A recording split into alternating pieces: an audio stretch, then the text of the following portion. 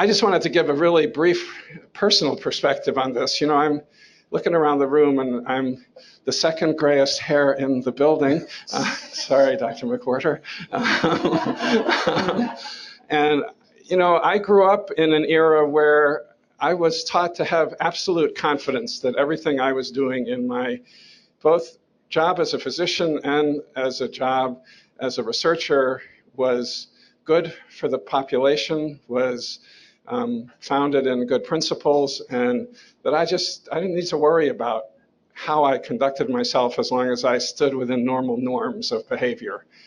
And I think one of the things that has been really incredibly valuable to me in the interactions that we've had, the CCTS has had with our partners at the Tuskegee University with the National Center for Bioethics and Research in Healthcare, is really getting a much greater appreciation of the complexities of understanding, firstly, how what we do affects other people, how the way we are affects other people, and how much we have to learn from the people we interact with in research programs.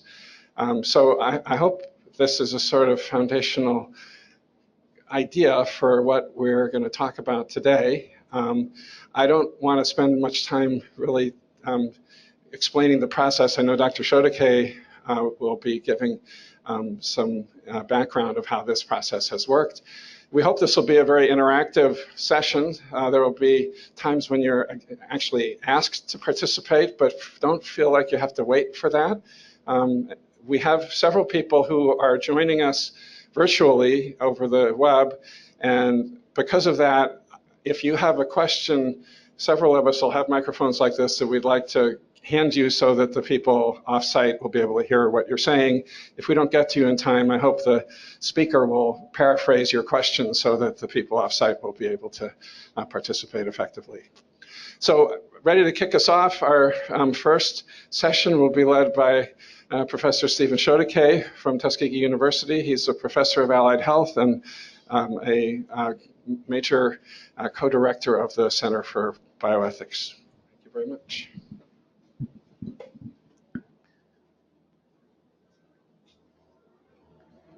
Sorry, one last thing. So we appreciate that it's warm in the room. We've turned up the air conditioning as much as we can. If it gets too cold or if the blowers are making too much noise, signal and I'll try to silence them. Good morning. Can you hear me? All right, if you can hear me clearly. I feel the need to say that I give glory to God and to the opportunity to be here to have you participate with us in this conversation of a cool topic. A cool topic, trustworthiness, trust and trustworthiness series. At least that's how Dr. David Chaplin's daughter characterized it. She characterized it as cool. Isn't that right, Dr. Chaplin? Yes, that's because she too got in on the action. My current credentials are right there on the introductory slide. I'm bioethicist and professor of allied health sciences. I thought I will introduce this session by saying to you what some of you may or may not already know. Because trust and trustworthiness are two foundational pillars in any relationship. If we mean to achieve any important objectives in life or even get anything done with the level of respect, goodwill, goodness, and justice that is called for when we try to involve others in whatever it is that we're doing. These two concepts are intricately tied together, although they mean two different things. So what are the concepts of trust and trustworthiness? How does the literature define them? And how do you understand them? We're going to look into that. How do mistrust or untrustworthiness play out in real life? What's driving or what can drive these pillars, trust and trustworthiness? And for heaven's sake, what can derail them? How can we take advantage of the identified individual and institutional characteristic drivers to engage prospective participants with the desired results? How do we know whether we are doing or not doing or not making or making any difference? Those are just some introductory nuggets that I want to keep in your mental set as we go through this together.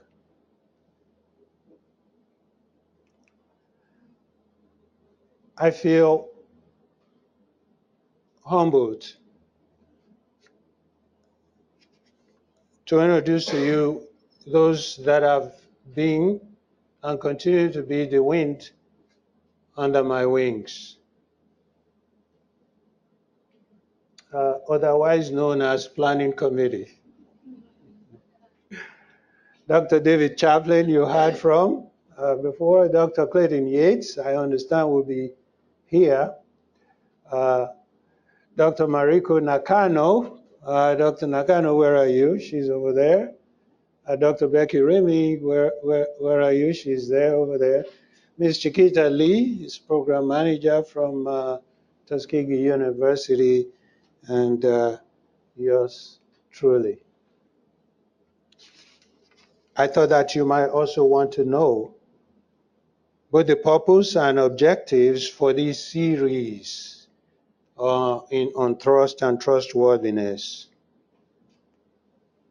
We engaged in this together because we wanted to provide the reflective space that stakeholders, prospective participants, researchers, and research personnel, and institutions can engage in the research enterprise, that are engaged in research enterprise, need to critically reflect on this issue. And we want to collaboratively facilitate with these stakeholders increased awareness of and reflection on the tensions, the concerns, and other pertinent issues crucial to promoting and maintaining a culture of trust and trustworthiness in collaborating CCTS institutions and networks engaged in biomedical research, even nationwide. As it turns out, there are 6 objectives that we have set out for this particular series on trust and trustworthiness. We will only be able to cover at least the very first 2.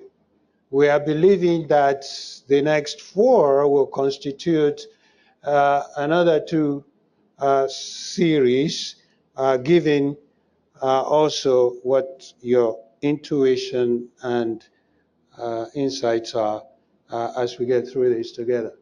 So the very first objective will be to facilitate an exploration of the concept of trust and trustworthiness while discussing and affirming stakeholders' understanding. So at some point, we are going to ask you your own understanding about this idea of trust and trustworthiness. And we are going to map it so that you can see what you said. Technology, we'll use technology to do that. The second objective is to understand the need for reflection on issues of trust and trustworthiness in biomedical research. The third, to discuss the implication of a culture of trust and trustworthiness in collaborating institutions. The fourth, to formulate practical steps for promoting trust and trustworthiness among collaborating institutions and those volunteering for research. The fifth, to discern benchmarks for assessing the adequacy of trustworthiness. And the last, the sixth, to propose effective actions for improving the engagement, recruitment, and retention of research participants in the collaborating CCTS institutions and nationally. So, I invite all of you to fasten your seat belts because we are about to take off.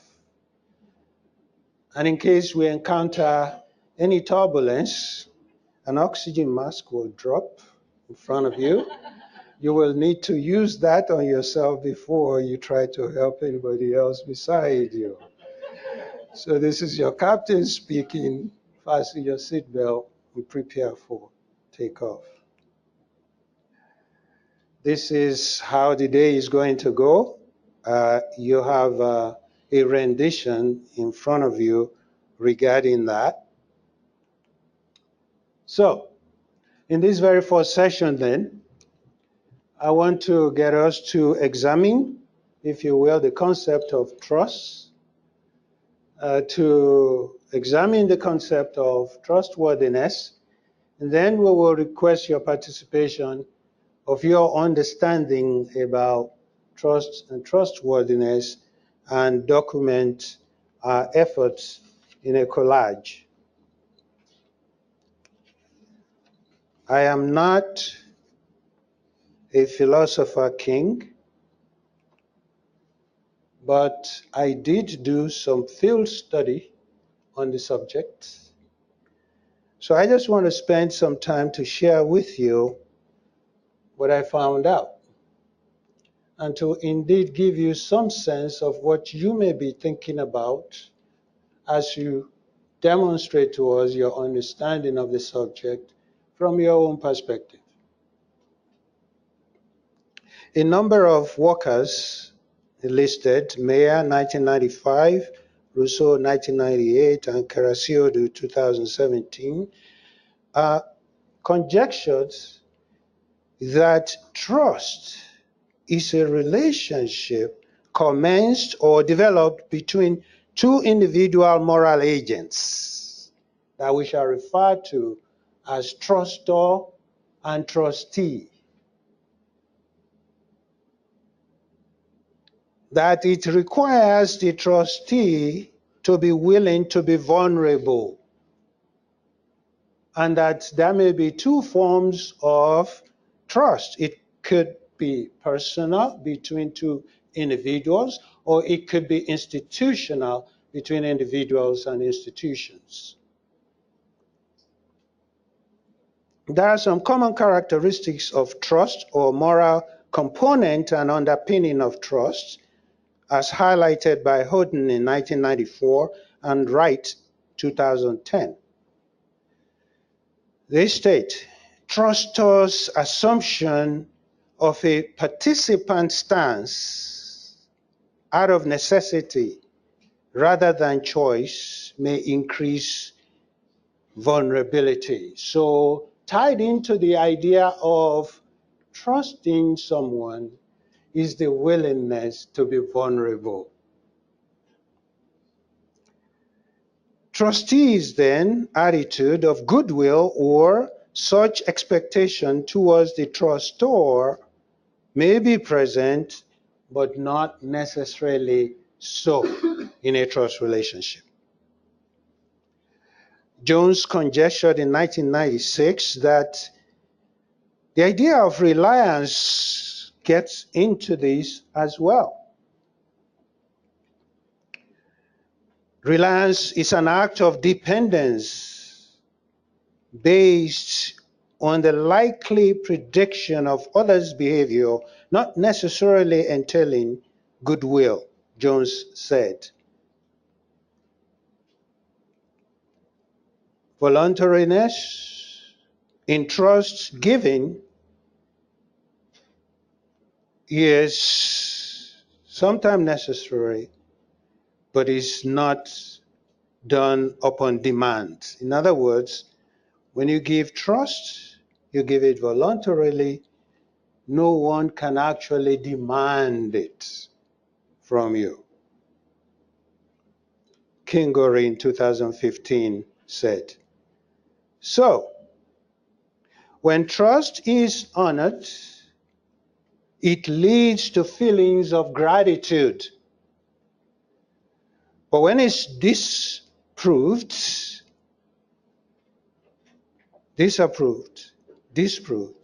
it leads to feelings of betrayal. So those are some senses in which the concept of trust is being understood in the literature. Now let's look at trustworthiness. Wright 2010 states that this trustworthiness relates to the person or institution, which we shall call trustee, being trusted by the trustor. So trustee is the one trusting, trustee is the institution or one associated with trustworthiness. The trustor is the one doing the trusting. So a person or a moral agent, which is the trustee, is trustworthy when she acknowledges the value of the trust that is invested in her by the trustor and uses that to help or rationally decide how to act. In addition, Baroness Honora O'Neill states that building and restoring trust relationship in effect actually means building or restoring individuals and institutions' trustworthiness. So if trust is something that is voluntarily given and cannot be demanded, then the only way of restoring trust is by enhancing trustworthiness and thus creating the conditions for trust relationships to ensue and flourish. So that is the question. We know there is a lot more to say about trust and trustworthiness, but so far so good. Do these propositions that I have taken us through square with your own personal experiences as researcher or research personnel or counselors in genetics and genomic medicine? This is the point at which we would like to hear from you. We would like to hear from you. We want to do this quickly in a poll everywhere kind of way. But I saw a hand go up, so I'm going to allow that hand to speak, and then we are going to get into poll everywhere. Go on.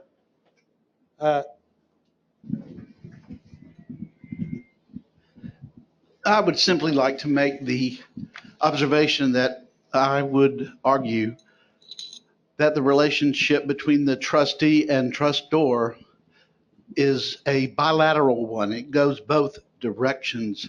It is not merely the trustor who must be vulnerable to the trustee, but it goes in the vice versa as well. The trustee can very often become the trustor in the process of this relationship. Okay, very well.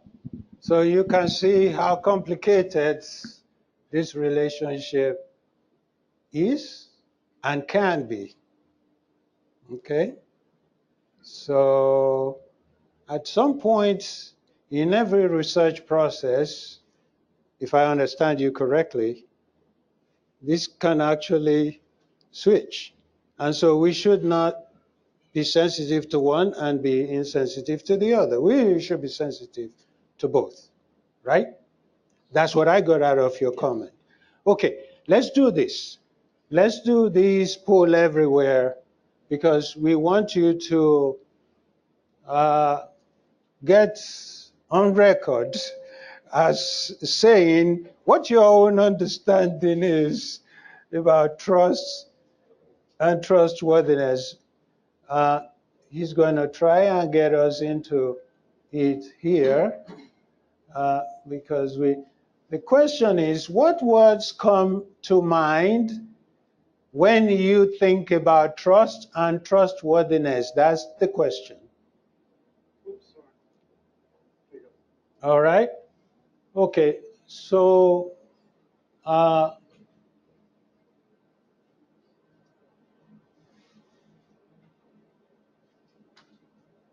we need to create. All right, so we will create.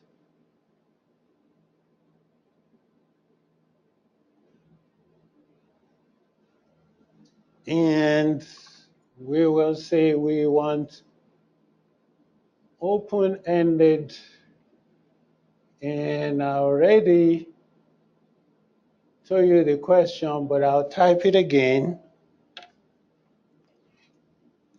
What words, you'll be thinking about it now, what words come to mind when you think about trust and trustworthiness?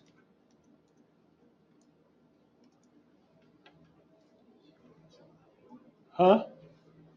Yeah, so we'll say create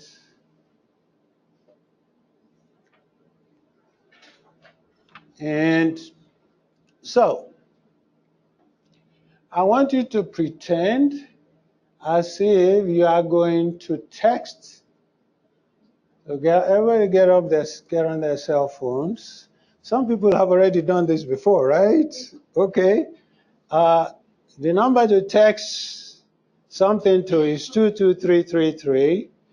And what to text first is CCTS Bioethic 928. And you'll get a text message back, which you should then use. You got it? Not yet. Not yet. Okay, so we'll wait just for one more minute to get everybody going together at the same time. So what are we supposed to text that 22333? Yeah, text. So where it says to on your text thing, put 22333, right? In your text message, type CCTS Bioethic, just like that. If you misspell, if you add additional S, it won't recognize it. So just type exactly what it says there. CCTS Bioethic 928 and hit send. Does it need to be all caps, the CCTS? Exactly as it is, like that. No S. No S. If you put, hey, this is exactly what you are supposed to, and you should get a text message back. Yep.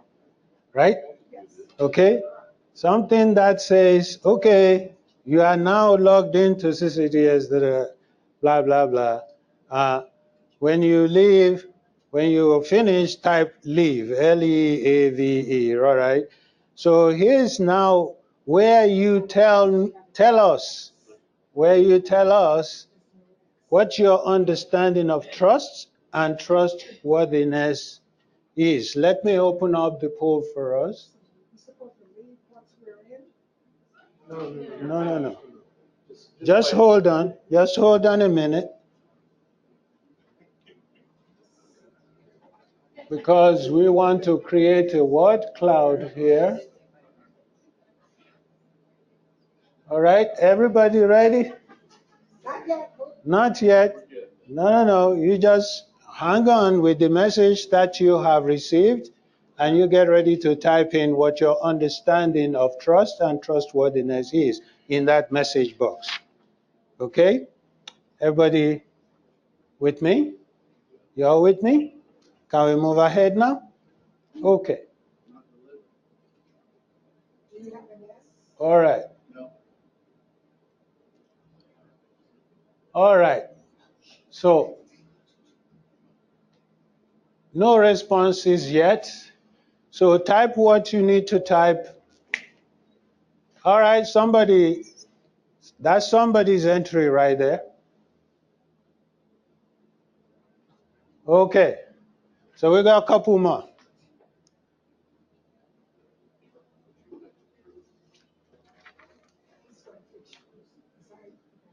All right. Okay.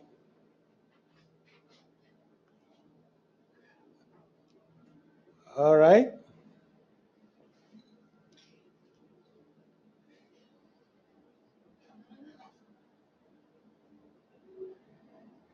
Very well.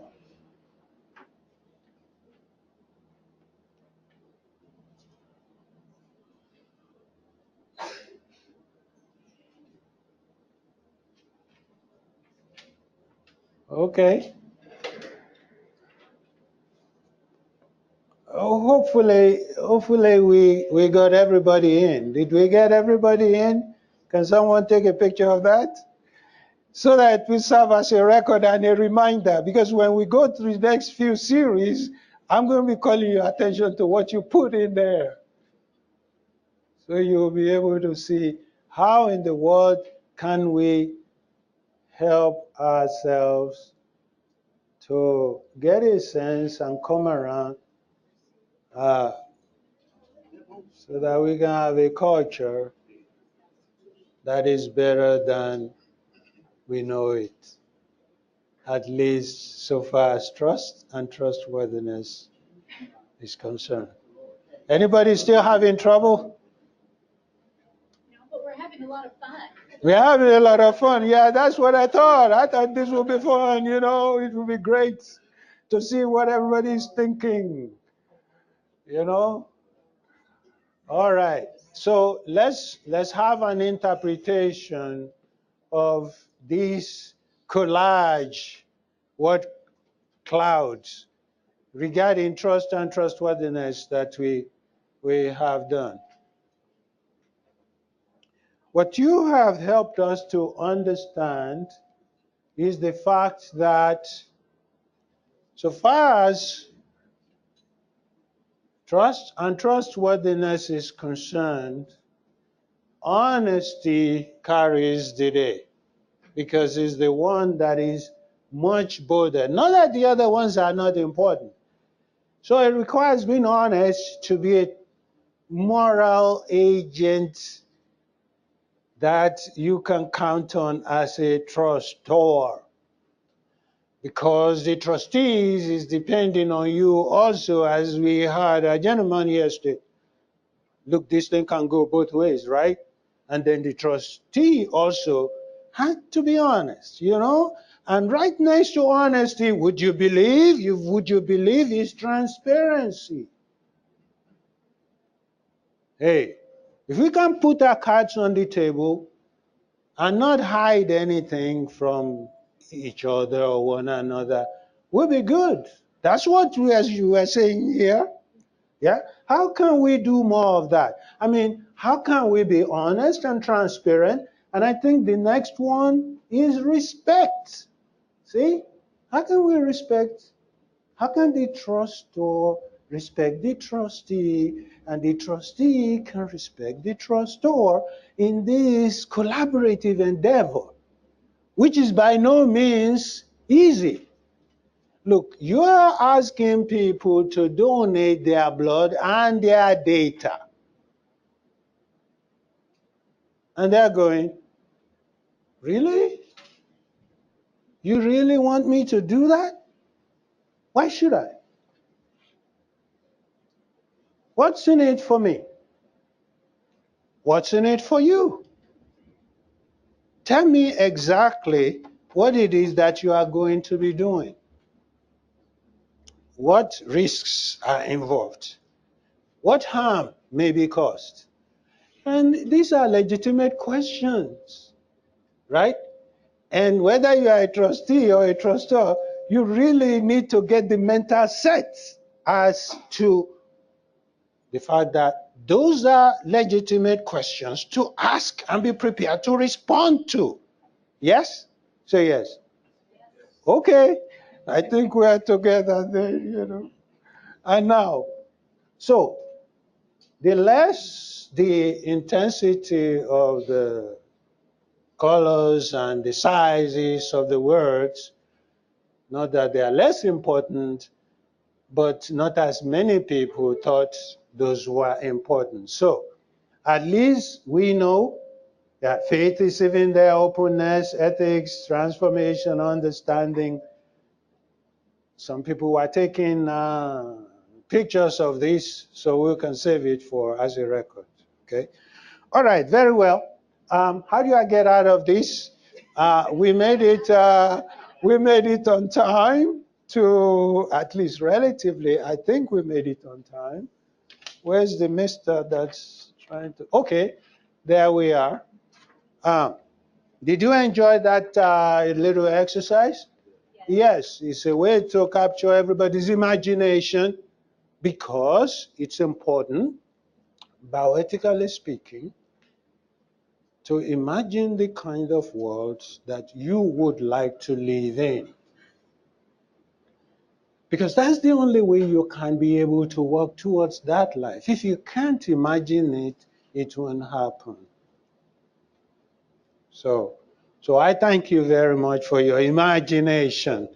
All right, so let's see. Am I all right. Don't leave on that, because I think he's going to do that some more, aren't you? Huh? Were you going to do that again? No. We're done. Yeah. We're done with that. Okay, you can close that out now. That's why I was asking the question. How do I get out of this, right? Okay, we want to examine mistrust and untrustworthiness as barriers to research participation. How many of you remember the syphilis study? Okay, quite a few here. So we won't belabor the point. For those of you that you might want to Google that, but it's something that was supposed to, that started well actually, was supposed to last only 6 months, and then it mushroomed into 40 years of just pure observation for the natural, to understand the natural cause of syphilis in the Negro male.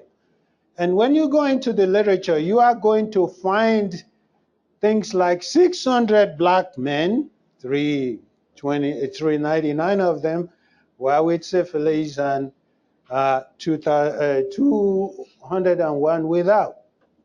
And they were told they had bad blood. They didn't tell them that they had syphilis, the horrible disease.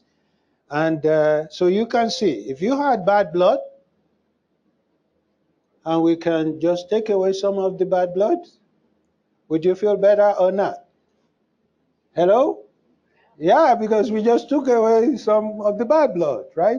So you have less bad blood in you then, you know, right? So that was the reasoning.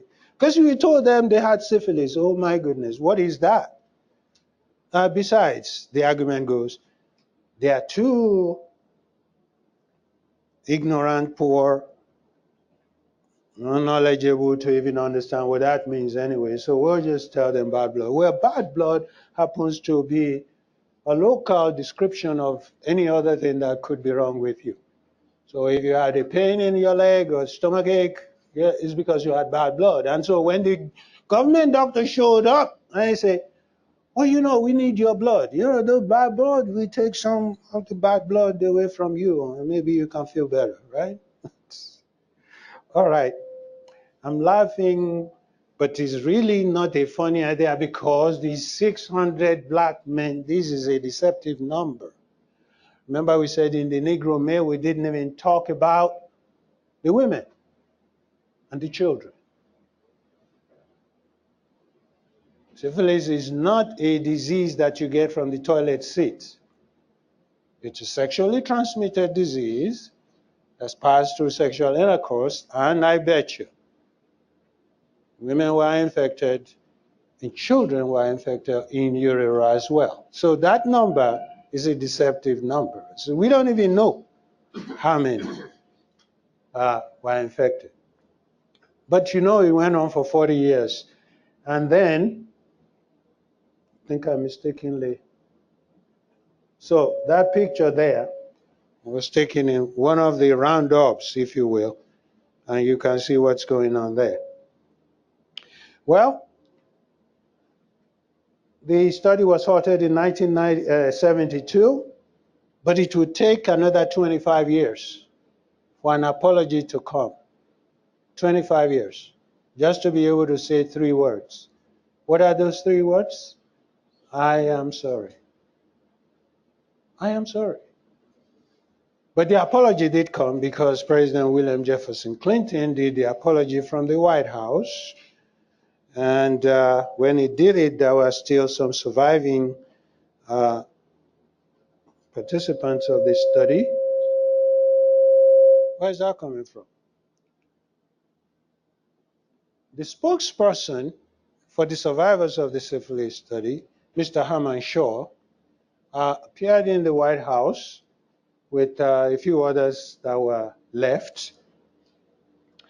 And if you wish to hear the presidential apology as well as Mr.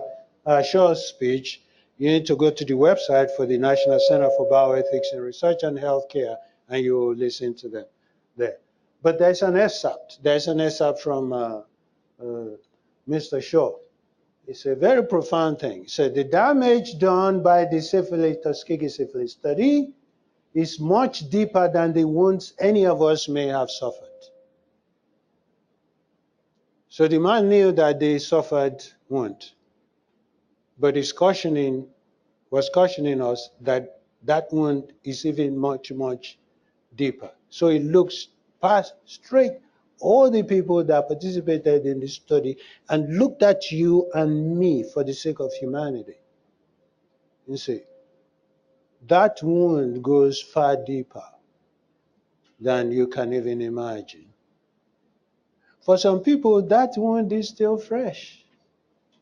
But we're asking them to just trust me, right? It's legitimate, isn't it, to say, why should I trust you? Give me a compelling reason why I should trust you. So there is a legitimate mistrust there. That's only one, and I can cite several others. My friend over there, here's where we go to look at, we want to look at these other examples here. Whoa, what happened? Okay. Which is called Blood Journey. Huh? Should I do it again? I thought I would. Oh, yeah, I'm ready. I want you to observe these documentation of why there is mistrust and untrustworthiness. Can we hear? There are no cars in Supai. a village of 600 located on the floor of the Grand Canyon. It is only accessible by horse, helicopter, or on foot. Today, the helicopters land regularly with supplies of visitors. But for years, the trails were the way of life for the Havasupai. We were hunters and farmers. But today, we hardly use these trails because of the sickness that we have, and this sickness is called sugar diabetes. So in the early 1990s, when researchers from Arizona State University came to Supai, offering to conduct diabetes research, many tribe members were eager to participate. I gave my blood. You see, I gave my blood. They took my mom and my dad. And I was 19 years old when they took my blood. Blood has deep spiritual meaning to the Havasupai. Many people obtained degrees, and what did we get? Nothing. Carletta Toulouse was one of the very few members of her tribe to attend college. In 2003, while a student attending a dissertation reading, she was shocked to discover that her tribal blood samples had been the basis for studies beyond diabetes research. All sorts of studies that were harmful to our reputation. Researchers had looked at their blood for possible genetic markers for schizophrenia and had studied patterns of inbreeding. An anthropological study traced the tribe's ancestral migration from Asia, which contradicted their religious beliefs that they'd originated in the canyon. A strange person whom I never saw before, taking a part of our bodies, and he finds out that we came from elsewhere. It hurts. Blood vials sat in this freezer during a 7-year legal battle with the university until Tuesday, when the Arizona State Budget Committee approved a cash payment to the tribe in the return of any remaining blood. We could do some kind of big ceremony. They deserve their blood back, and they deserve closure. My heart cries because I know they're out there and I know they want to come to me, my relatives, my friends. It is an acknowledgement that could have broad implications for genetic researchers. My main worry is that the research data will be used in ways that directly hurt the research subjects, but it will be used in ways that they don't agree with. Hank Greeley is the director of the Center for Law and Biosciences at Stanford University. But it's not just the Havasupai. It's a situation with thousands, hundreds of thousands, maybe millions of us across the country. Floranda Ukwala has held on to her ancestors' way of life. I make baskets. I climb the rocks. I go down by the river and collect my sticks. See, this is too fresh. It's not the right time yet. Yes, I have diabetes. I have diabetes. My mom had diabetes. My dad had diabetes. My grandpa, my grandma on my dad's side, my great-grandma, my grandma on my mom's side. I wanted that cure. I wanted that. Where, why so long?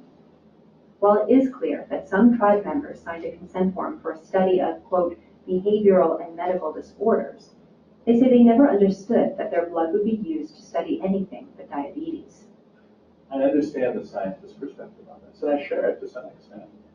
People are desperate to get more data, to get more samples. I think if we want people to give their samples to be used for a very wide range of projects, we should tell them up front. But we shouldn't say we're going to do it to study this disease, paren, and other things, close paren, and then use it for all the other things. We fought for many years to obtain the samples back to this village, back to the families, back to the deceased. Because that's the way of our ancestry, and we honor and respect them no matter what. If it's not their body, it's their blood.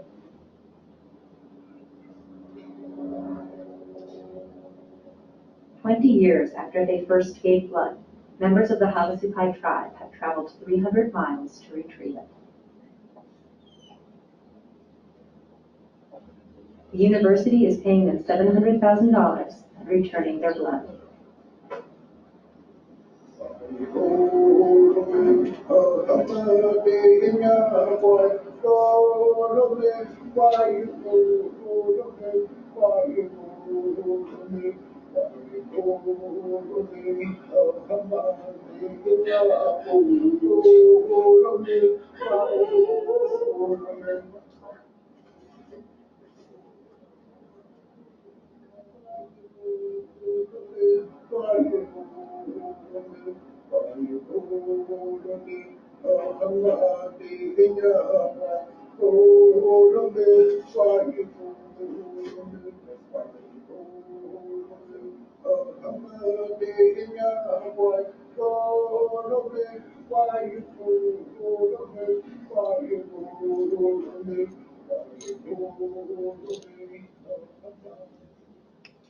Okay.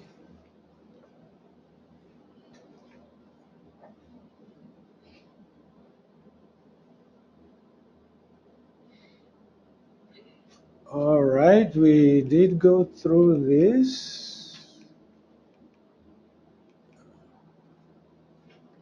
So now I want to see whether we can engage in some conversation given the video clip that we have just done. Let's spend some 5, maybe 6 minutes to try to do that.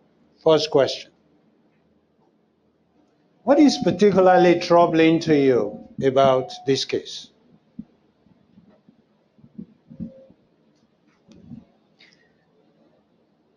The informed consent process and monitoring. Informed consent process was troubling, monitoring was troubling to you.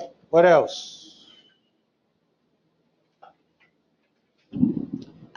The fact that they don't seem to have gotten any results back. Like they, if they thought they signed up for a diabetes study, it doesn't sound like they ever heard any outcome from that, or so there was no follow-up, I guess.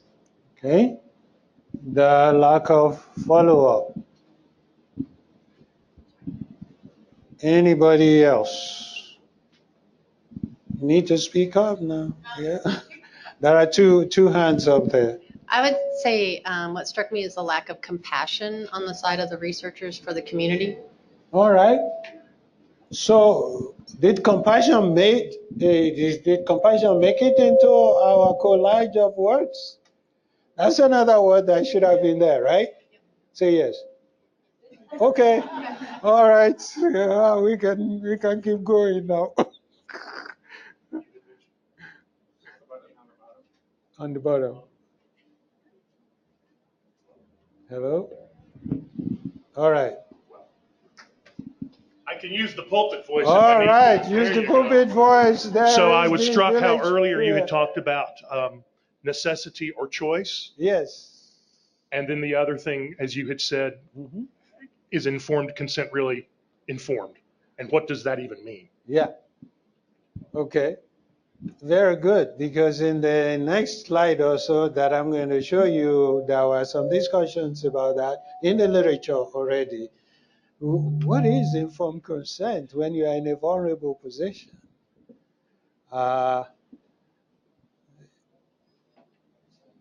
Okay. Anybody else? Yes. I just have a question about the treatment that this tribe either received or did not receive, because it's not clear from the video whether they actually were treated for their disease or not. Okay. Yeah, they probably got some. Okay, so in 1981, the tribe, what they didn't see, the tribe actually went to Arizona State University and said, look, we got this problem called sugar diabetes. They educated them, they knew about it. And they, they have them confirm the fact that that is in fact predominant in that area, right? So, okay, so the question that you just raised actually goes into the next question that I was going to raise, right? So is that sufficient that they help them to figure out what's going on? the question you raised, was there some treatment with that? We would assume that there will be a huge enterprise like Arizona State University, research intensive university, maybe even connected to a health center, would put that into the equation, right? Maybe they did, maybe they didn't. But that was not the thing that made the people so angry. What was it, bioethically speaking, that made the people angry? Did you catch it in the video? What was it? Beyond the scope of what they said they would do. Right. I thought you came to get the blood for diabetes. You wanted to figure out how to curtail or reduce the incidence. What is the point of using that? To try to figure out, genetically speaking, whether we have schizophrenia or not, and other things, okay, as you heard. So that was part of the going beyond what you promised to do. Was that transparency or not?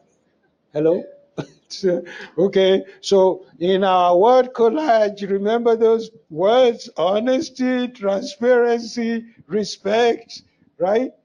So we are getting it right. We are getting it right. Yes, sir. I found that Ma'am.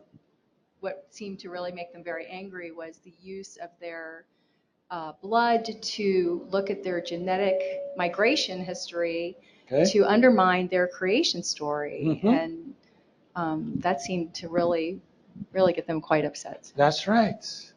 That's right. So because you might find out something that is at odds with what the belief system of the people are. And will it be more harmful than helpful or not? Hello? Yo? Returning result is a major issue. Which part of the result should we return? Which part is just not appropriate to resolve, to show? I mean, why release something if there is even no way of trying to deal with it, right? What harm was done and who was harmed? Another comment I wanted to say is that it also did not appear that their identities were protected. That's correct. Okay, so there were a lot of harm done, but we have mentioned some of them, right? So imagine that not everybody in the Harvard Supply community actually gave their blood. Some will refuse to do it, right?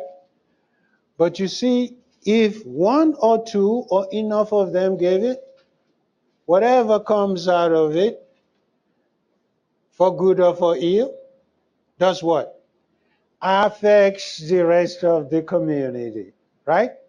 So I raised the notion of group harm when I was at a video conference with NIH just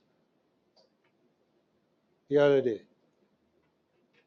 Is anybody thinking about group harm at all? Oh, that's such a difficult issue to tackle. That might be running through the rat hole and we may never get anywhere with that. I say, hold on a minute. That kind of response will not sit well with the people that I represent. And I'm sure that there are enough of smart people in this committee and various other committees of the NIH that are intending to do the All of Us research program. Just for the sake of curiosity, why don't we ask all the other committees whether or not they are thinking about it? And if they are thinking about group harm, how? To what extent? And a more important question, what are they going to do about it, right? You would have thought that is called transparency, right? Please say yes. Okay. What type of trust was betrayed? Is it personal, institutional, or both? See, your intuition last time was, okay, this thing could be both. Yeah. Was ASU, Arizona State University, were they harmed as well? The case was in court for 10 years, fighting this little group in terms of numbers, not in terms of importance, but fighting this group. 10 years. I know they paid a lot of lawyers, right? so you see, both the trustor and the trustee can be harmed in the process. Unless they stop and think about, what did they miss? There were warning signs all through, but they missed it.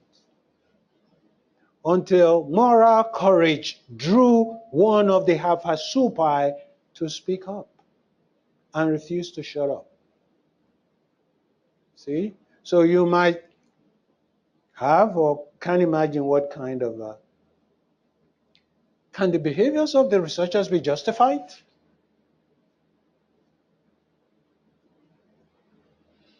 Hello? Remember the gentleman that spoke?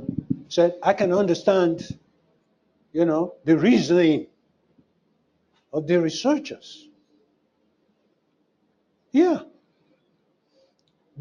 Every one of us has reasons for what we do. Like it or not. So they managed to convince themselves that this is a good thing to do, we'll just do it. And hope nobody finds out. And if they find out, well, the best they could do is take us to court or something. See, they have already reasoned like that. And how are they going to win? They're just this little old group of... do you know how much they paid them for all of this headache and suffering? $700,000. Yeah, and that ought to be enough for them, right?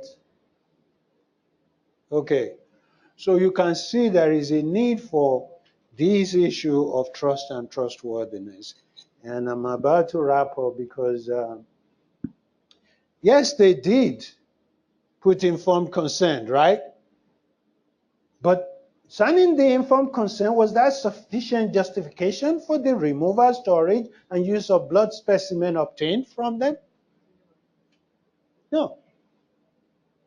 Some of them may not even understand what they're signing. Right? And the fact that I allowed you to use my blood, I want you to use it for what you said you are going to use it for, not anything else. So even if I signed the informed consent form, I'm not thinking that you are going to do anything else with it but that.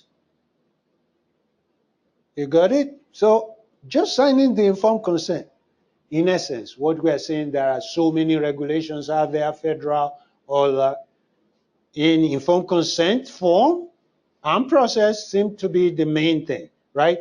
But even signing that is not enough justification, for everything else that we choose to do with the blood. Okay, so I'll just move straight on. And so why do we need trust and trustworthiness in bioethical research? We know trust is important. It allows us to form relationships with people and to depend on them, right? And trust, even when warranted, is risky and dangerous. Is there anyone in this room or those people joining us virtually that really believes that trusting is not risky and dangerous? If there's anyone, please raise up your hand so that we can all applaud you. Okay, I see no hand up. Maybe I can't see those of you joining us virtually, but that's an important question to consider. Okay? That's what I got when I went into the Stanford Encyclopedia of Philosophy. People that make their living just dealing and reflecting on these issues. They say, yeah, trust is fine, but don't be fooled. It is risky and dangerous. So, lack of trust can jeopardize the research enterprise. Yeah, we know. Anna Mastrioni in 2008 and Kaz and others, 1996, said that. And as far back as 1998, all the way back to most recently 2015, some workers are still suggesting that lack of trust is a barrier for consenting to research. I'm sure we all agree. And so, in 2001, 2005, other workers said, look, researchers should concentrate on building trust relationship with participants and communities. They should. So, do these assertions that I've made, these experiences, your experiences, are these assertions supported by your experiences? Yes? No? Indifferent? Don't know? Yes? Yeah, I mean, I appreciate this presentation, and it's been really helpful for me. And recently, Dr. Lonnie Hannon from Tuskegee, UEP graduate, he did a presentation in the Center for Age Research. And I actually, took notes, and the premise of his presentation is that we need to shift the focus from individual level distrust, mistrust, and focus on those institutions who are untrustworthy and frankly have been disrespectful to communities and participants. So in some ways, I wonder if we should focus so much on gaining trust. Is it possible that institutions don't deserve the trust or the respect of participants given the historical underpinnings and research exploitation? Is there ever a point where we just, as participants or communities, say we're not going to work with these institutions because they're not trustworthy? All right, very well. So keep that in mind and keep the question burning, because that's precisely the reason why I say one session like this is not even enough to scratch the surface. Isn't that what they say? Huh? That means that we need to have follow-up conversation and make a decision on what it is that we're actually going to do. Actually, if you stay on with us towards the end, we will talk about, yes. So I'm rather paralyzed by this discussion because everything I know about trust is that it takes time to develop. And okay. I mean, as we've been going through this, I've kept thinking of the obvious analogy of marriage as a trust relationship, and how things that might have threatened the trust relationship early in a marriage become more easily overcome with years and years of trust building having been put in place. But, in terms of how to create a trust relationship with people you're just meeting for the first time, it's the dynamic of what allows a trust relationship on a relatively first encounter is very complicated. Yeah. That's why the statement was made. I'll just add to that, Dr. Chaplin. I appreciate that. And I'm sure Julie has a lot more to say about this than I have ever had experience. But from my experience recruiting participants, retaining them, it's being super real with them. Like, we're asking you to come eat these meals, and we're going to provide them free of charge. But to be completely honest, they're not delicious. and they're just your average Joe. We're going to give you some Doritos. So it's just kind of that being super real. This is the research study, but, you know, not making it all rainbows and butterflies has helped me build the trust relationship very quickly. All right, very quickly. So we are raising questions that are very legitimate questions, but that will require a discussion beyond the limited time that I have. And I am out of time for my session, and I am itching to get off this stage and let others go. But before I do that, just one more minute. Baroness Honora O'Neill, through a wrinkle or some thoughts similar to ours in 2002, she said, if people really distrusted biomedical research, then there should be a decrease in biomedical research involving humans, not an increase. Well, she's saying that research is still going on. So why is there so much fuss about trust, distrust, right? Something to think about.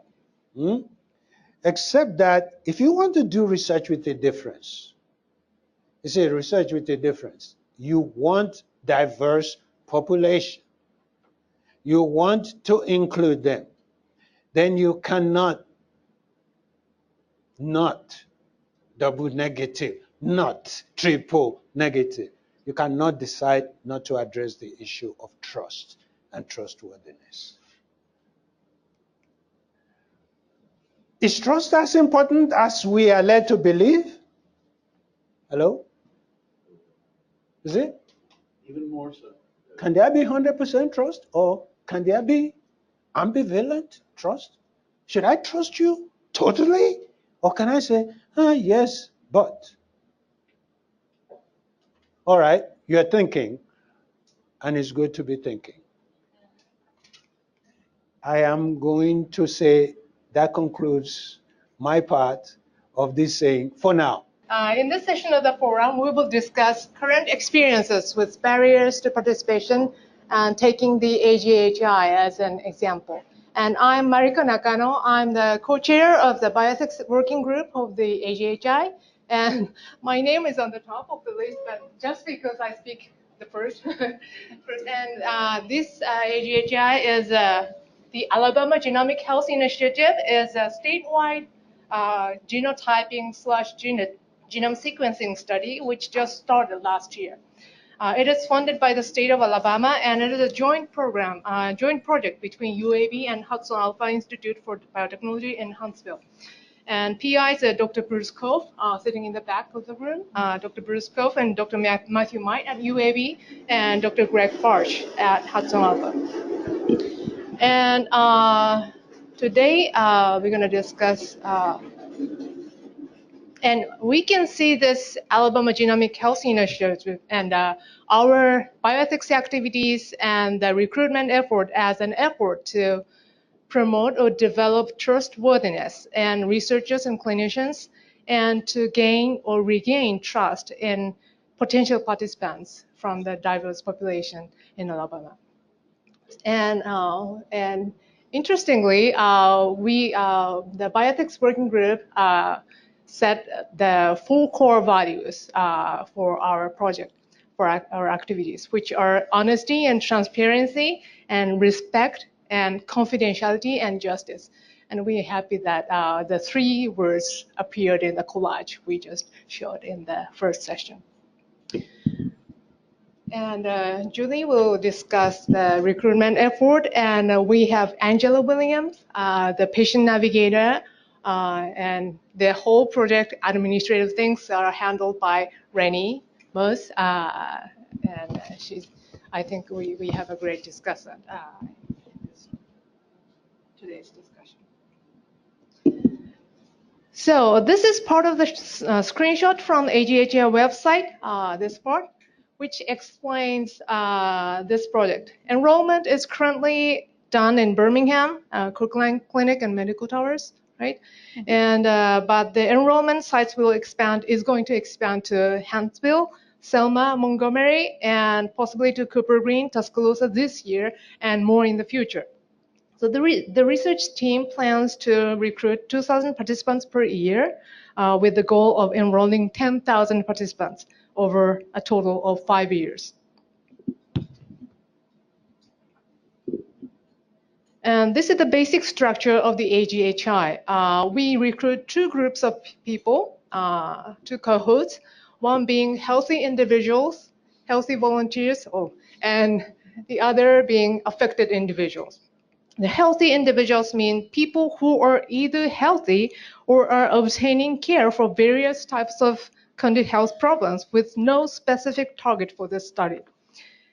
While affected individuals mean people with clinical signs and symptoms that suggest an undiagnosed genetic disorder. And this group may contain very young children and individuals. Both groups of people provide a blood sample, as in the HABA-SPY research. And the samples from healthy volunteers will then undergo genetic testing of roughly 650,000 sites in genomic code, SNPs, and be analyzed for variants that are known to cause significant health problems for which there are proven effective approaches to treat or prevent the disease or improve outcomes. We call it medically actionable results, and as of now we use ACMG 59, which is the list of variants in 59 genes recommended as medically actionable by American College of Medical Genetics and Genomics. So these ACMG 59 genes results will then be returned to participants, and in case any medically actionable team or item were found, the participants will receive medical advice from genetic counselors.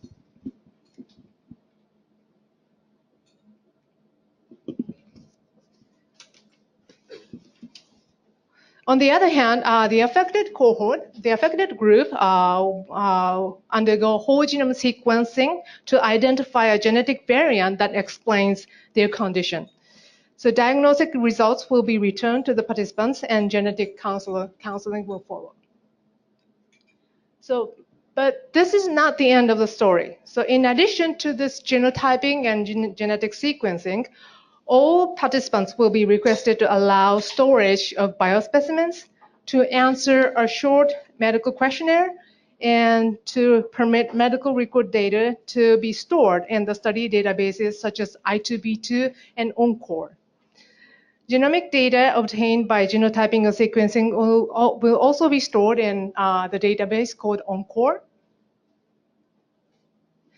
And these data will then be used for research on genomic contribution to health and disease and will be made available to outside investigators, provided that those outside studies will be separately IRB approved. And these outside studies will also be subject to the internal review of the AGHI steering committee. So this project has both the clinical and the research aspects.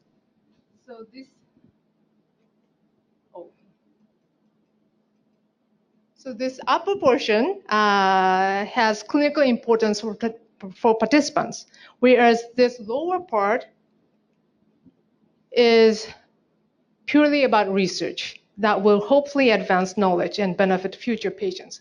So potential participants may have different levels of trust in us. They expecting the clinical return results. They may trust in research in us for returning the results. Whereas some other participants, or at another level, they trust us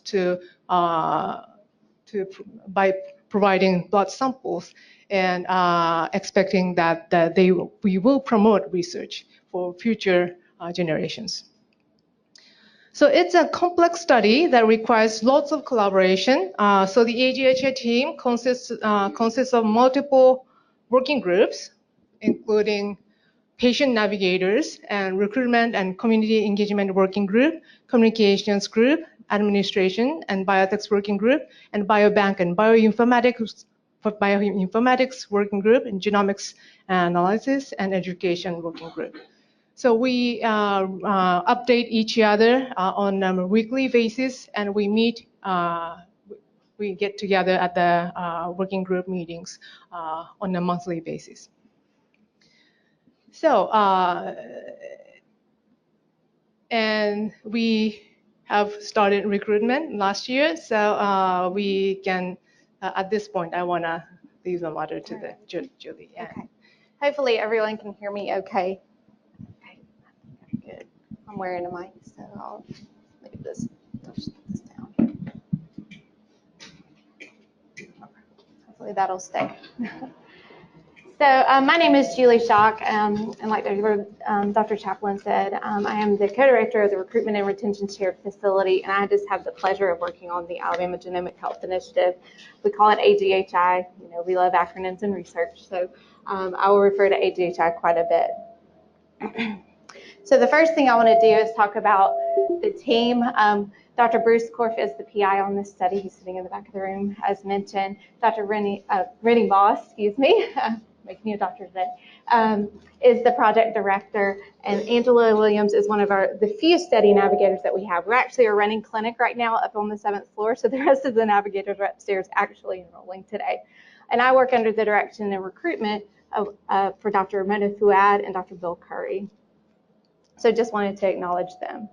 So this is the AGHI recruitment and enrollment team. To me, trust starts with your team, and I feel like we have the best team around. So this is the team. Some people have changed a little bit. We've added a few, but this is our core team of study navigators, MLTs, data managers that work on this project every day of every week. So in bioethics, and specifically AGHI, one thing I wanted to mention is really our bioethics training started at our study navigator training. This occurred last May prior to enrolling the first patient.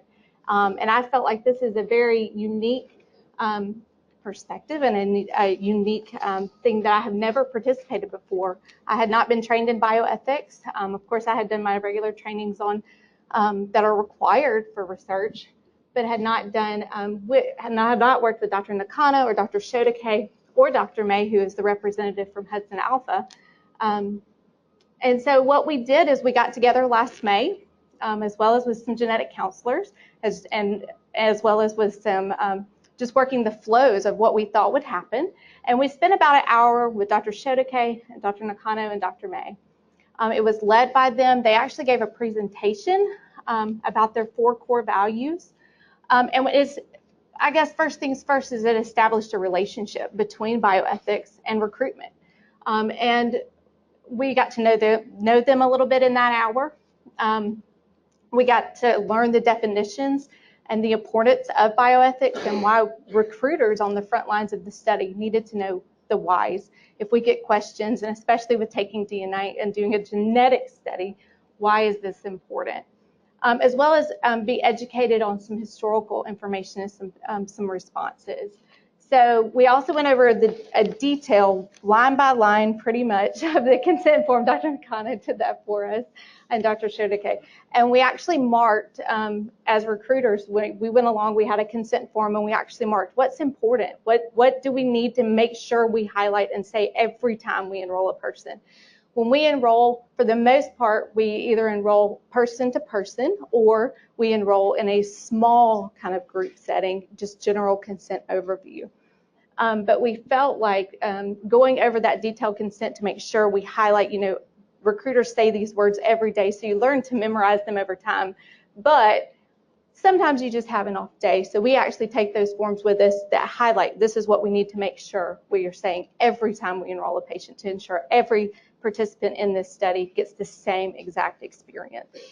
So, and I think they did just a phenomenal job. And then they gave us a opportunity to ask them questions, talk about our concerns, address our concerns. A lot of times, because we work in the clinic setting and work with participants a lot, we kind of know almost immediately what they may ask us and what their concerns might be, just because we hear them a lot and we work on a few different studies. And so we're kind of, and we've been working, I think I've been here about 9 years, so I've worked on a good many studies, and Angela's been here about the same time and worked on multiple studies. So we always try to come from a participant perspective as much as possible.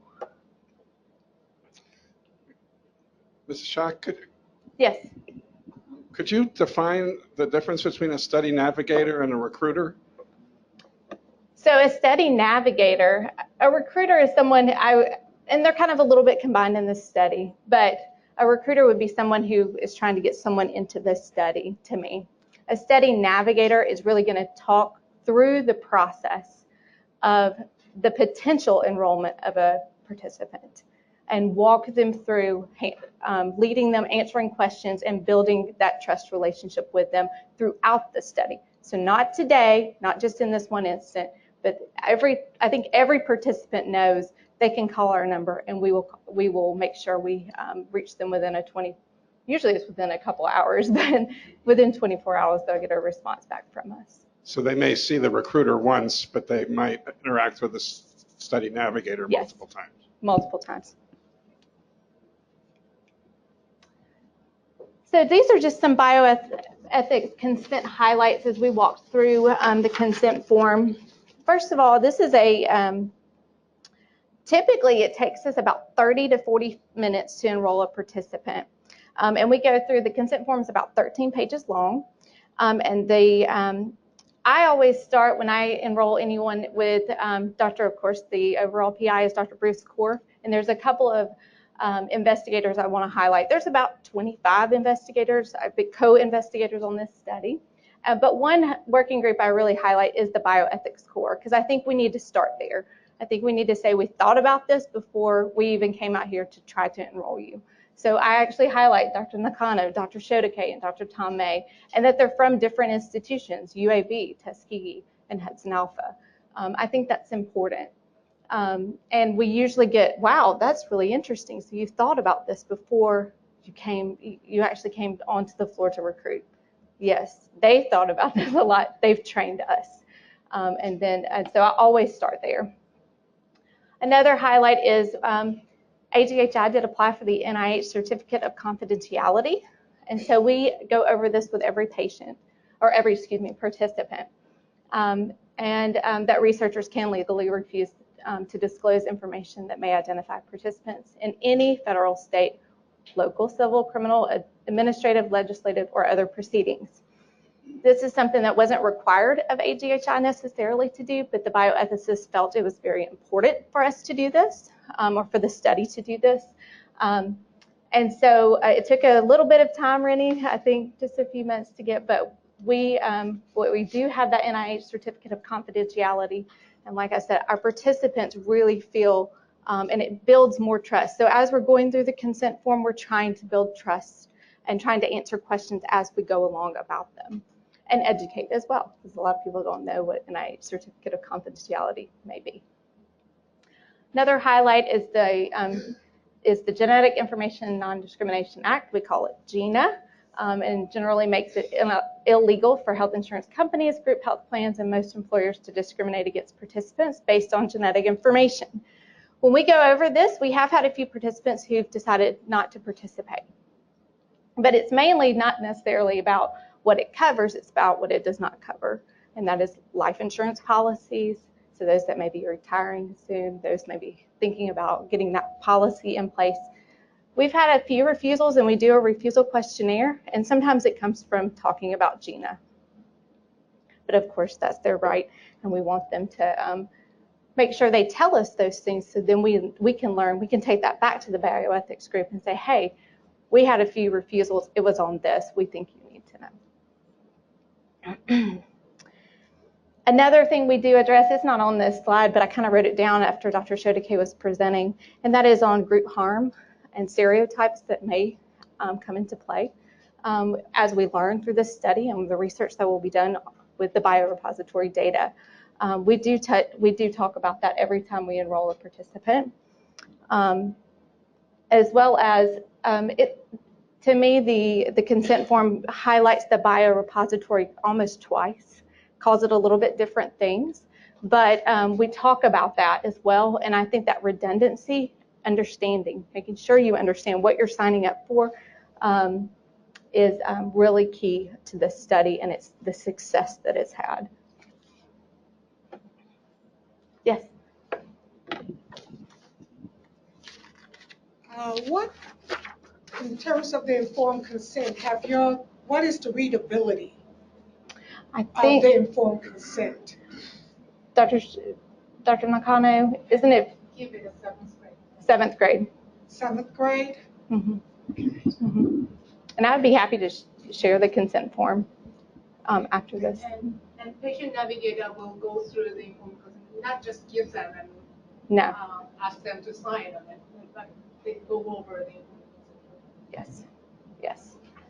Yeah, our standard is to always ask them, first of all, if they have enough time to participate, because oftentimes we find people are very rushed, and everyone is very busy, and so participants are the same. They're very rushed. They want to get through this fast. But we as study navigators try to slow them down and say, really, on Fridays we need about an hour of your time. At Kirkland Clinic, we're recruiting there. We really need about 30 or 40 minutes. The consent is 13 pages long, so it takes typically about 15 to 20 minutes to go through, but that's dependent upon the level of what the participant may need. Now, I'm concerned about that high level and then a 13-page consent. I don't see how something 13 pages could be readable at the 7th grade level, because it's going to require I was going to say the same thing. Sitting here and hearing about a 13-page paper is overwhelming me right now. Yeah. And I'm just wondering, is that a fair document to be presenting to people that Claire's talking about with the 7th grade? That's number one. And number two, the question I would ask, in the people that you recruited, have you discovered in the process, have you redefined A, the questions, B, the document? Is that a work in progress? Yes. Yes. I was going to speak to that there have been several iterations of this consent form based on the feedback from patient navigators, where we've edited the consent. I think we've had at least 4 amendments at this point, if I'm not mistaken, to go back and change some of the verbiage and the language. The consent form, we also share some concerns about it being 13 pages. To echo what Julie says, it repeats itself. There's probably 3 concepts that are repeated throughout it. For example, how to withdraw the information about the confidentiality, the sharing of the biobank and associated data is mentioned in the different categories that the IRB requires us to do in the consent. And so the navigators kind of highlight that and say, again, this is mentioned in this section because it has to do with your rights and consent here. So there's a lot of duplication in this consent form that the IRB wanted us to add. I think the original consent was probably 8 pages, and then with the evaluation of participants, some feedback, and from bioethics, we've strengthened some of that statement about the associated specimen data, for example, as well as, again, responding to the IRB, repeating some of that confidentiality and security of data in multiple sections. And this is part of the reason why we have, we thought it's important to have patient navigators. We don't want to just give them the 13 pages. Consent. There's a document that has boundaries in it. I mean, looking at the presentation Dr. Sadecki gave us from the Native American tribe, does this document, are there any loopholes in it? Does it say specifically what it's going to do, or is there a but in that sentence? He may be able to do something else. Is it clear? It's clear. Is that a good question? I think so, yeah. That is a very good question. A very good question. But the reality, if I'm correct, is that the document leaves open the use of samples for other studies that will get appropriate consent. That get appropriate consent. And let me just elaborate just a little on the patient navigation part. I think that's probably why a decision was made to use patient navigators versus recruiters is that most of our patient navigators, like myself, that are lead navigators, we come through a different pathway. I came through UAB as a community health advisor from the community. I represent the community that I live in. I know the language. I know the different types of communities because as a patient navigator, I also work with rural Alabama. And so I know that there are different levels, like you said, and we guide them through that process. Yeah. We do some translations because some of the terminology, I wouldn't necessarily say the word protocol to everyone because that wouldn't mean a whole lot to most of the people that are signing up for the study.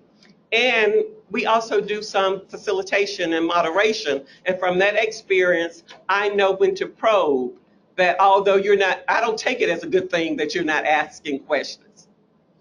I want to make sure that you understand. So there are times that I'm covering something that I think you should have a question about, and you didn't ask a question. So I have my own way, and the other navigators as well, through our experience and training as navigators, to make sure that we prompt them on certain parts to clarify that or ask them to repeat their understanding of what that particular statement meant to them.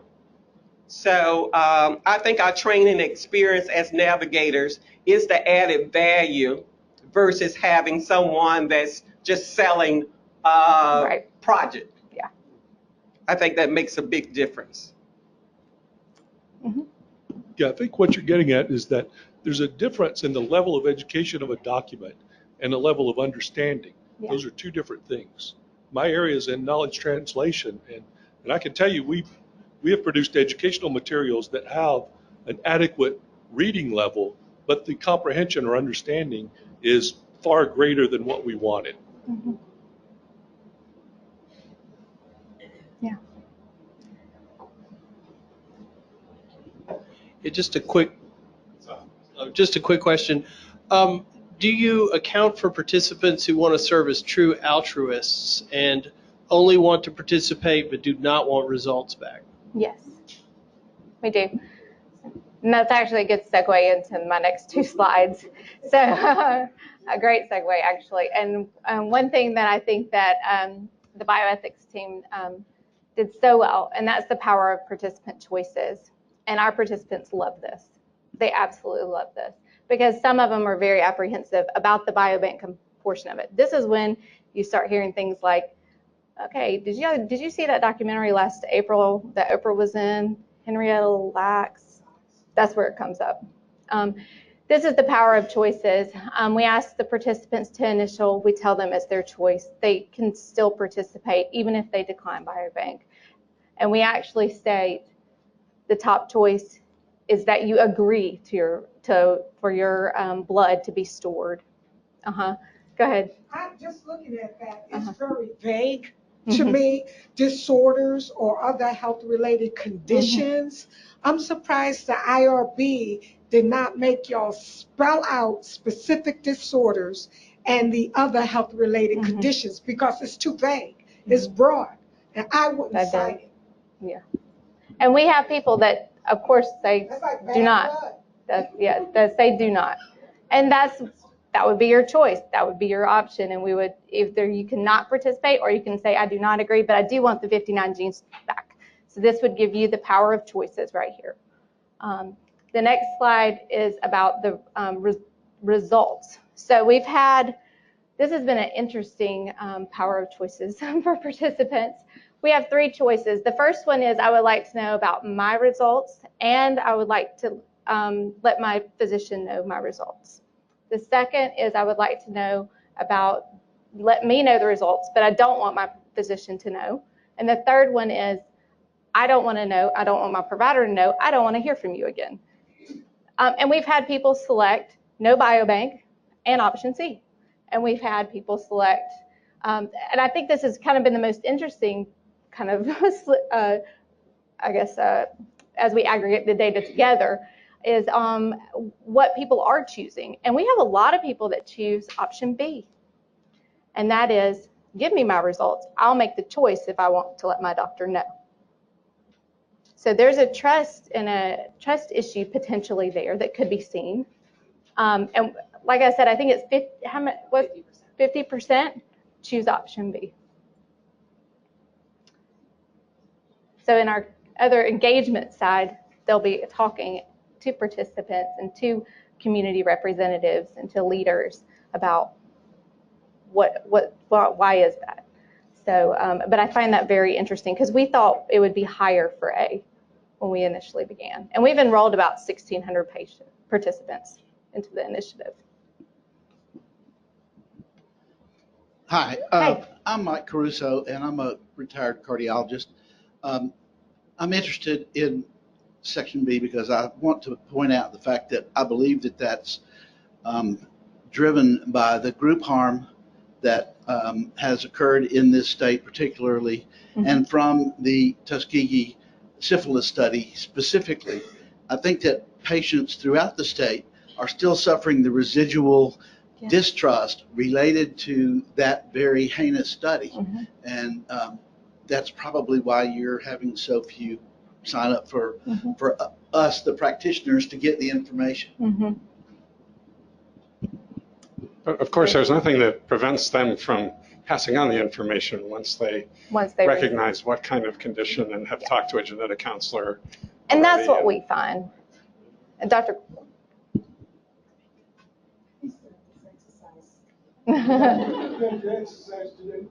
We haven't studied it carefully, I guess, but our assumption about option C and why option B is where somebody wants to know the results but doesn't want it shared with their physician, is that it's because they're concerned about some of the insurance discrimination issues, and their feeling is they'll have control of the information and then can make a decision depending on what they learn as to whether they'll share it. I can tell you that the kind of conditions that are being identified here are the kind of conditions they're chosen because they're things for which you have an intervention. These are not interventions that a person can do on their own, like over-the-counter type stuff. It is going to require involvement of their physician.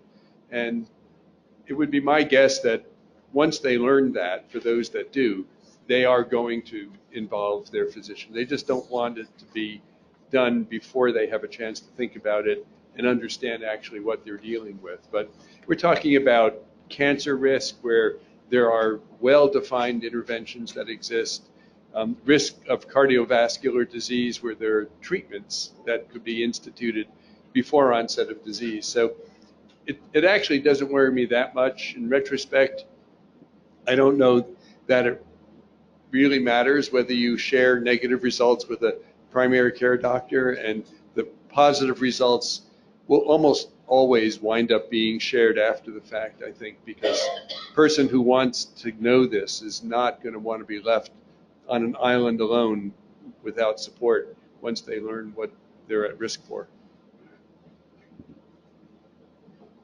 Incidentally, our highest age demographic when we looked at the first 1,000 participants was 50 to 65. And Angela can speak to this, but I think some of the people that, like Julie and Angela said, that then decline once they look at the consent, it really, they've indicated it's life insurance, or they're getting ready to redo their policy or something like that, and they're concerned about that maybe affecting that. So I'm looking at that and thinking about that. And again, this is where we're going to be looking into a lot more of the research of our numbers now that we have a substantial number of participants. But we think that's probably, in addition to what you're sharing, another barrier in terms of sharing with the provider. And excuse me, again, with our experience as patient navigators, and we help patient navigate clinical trial consent forms as well, and why Tuskegee has not gone away and it's in the back of your mind.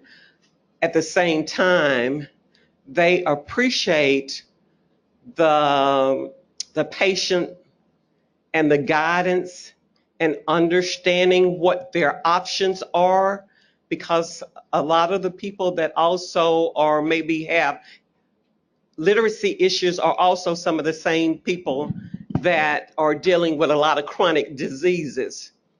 And so it is also to their advantage to understand what is available, and if I'm interested in participating, help me to understand how I can participate, because not understanding sometimes isolate people and prevent them from taking advantage of things that may in the future help them as well. So they need the advantages from both perspectives. They need to understand what they are signing, but they also need someone to help them navigate that process. So when that opportunity that they are interested in makes itself available, they will be informed and they will be aware that it's there.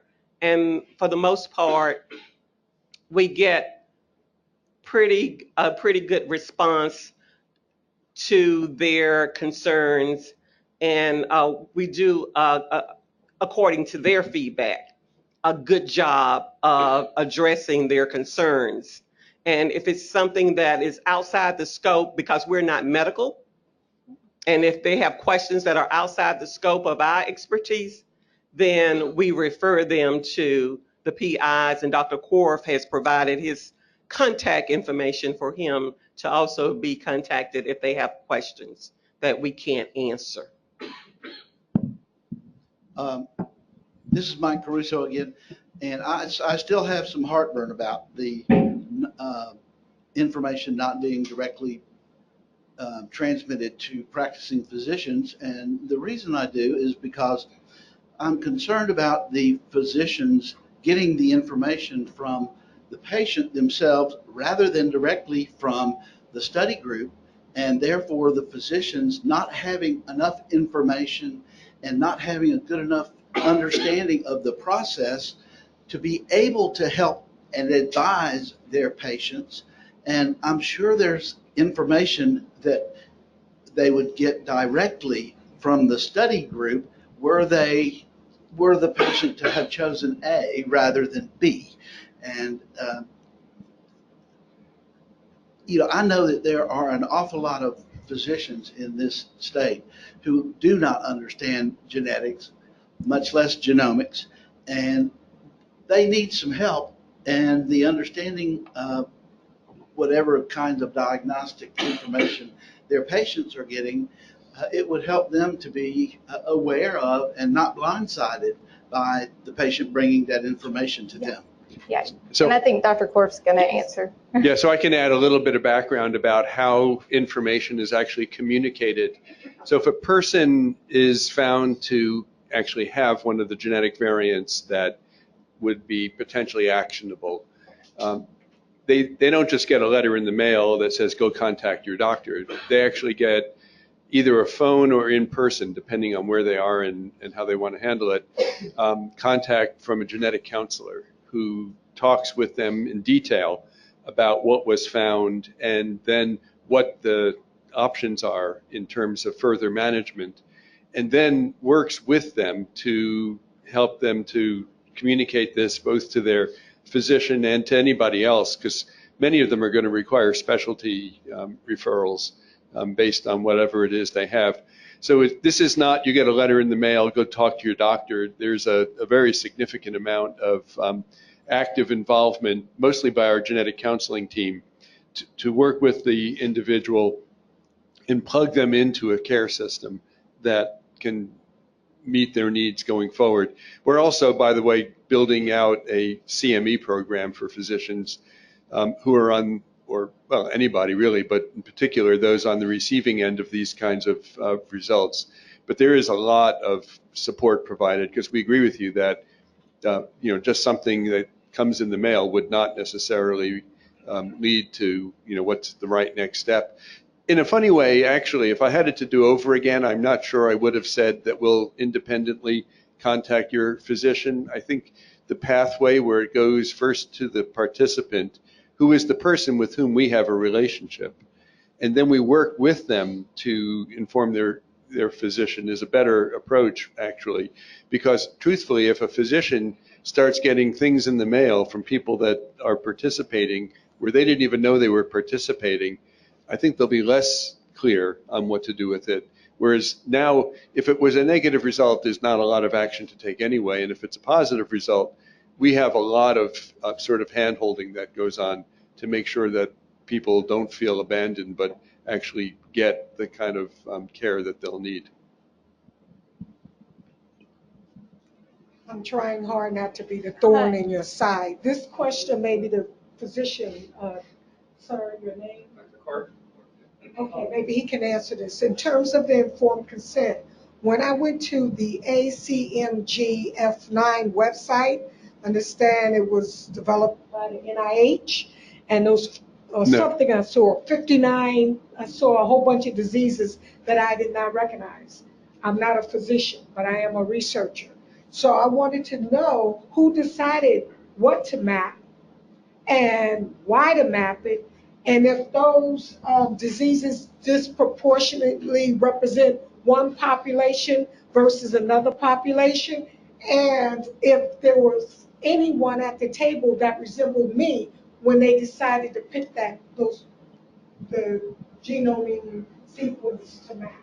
Yeah, so the origin of that list, ACMG stands for American College of Medical Genetics and Genomics. It's a professional society that actually originally put this forward because as people were having their genome sequenced, there was the recognition that occasionally somebody would be found to have something which could potentially be life-threatening, and where there was some intervention that could be offered to avoid that. That was the theory behind it.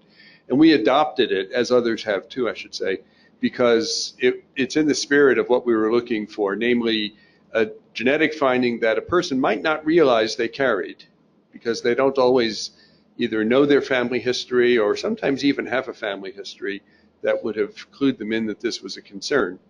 But once they learn they have it, there's an action they can take to avoid a serious disease. Most of it's cancer and cardiovascular disease. As far as populations, these conditions are generally affecting populations around the world without major ancestry-related concentration. And the reason is that most of them are dominantly inherited. They go from generation to generation, and they're not clustered in particular populations. They pretty much affect people everywhere. So there isn't anything on there, I don't think, that would be highly prevalent in one population and exceedingly rare in any other. This was not done as a consumer-driven effort, I'll say. There was some discussion about that. It was really a professionally driven effort, but we're really dealing with things that don't affect any one population any more than any other population.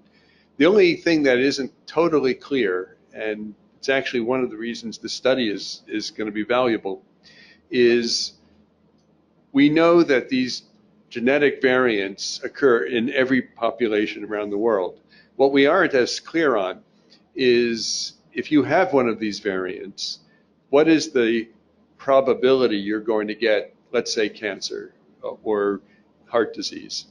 That hasn't been studied on a wide scale in populations around the world. And as a consequence, what you tell somebody in terms of the chance of developing, say, cardiomyopathy is not always based on the particular background of a given individual you may be counseling.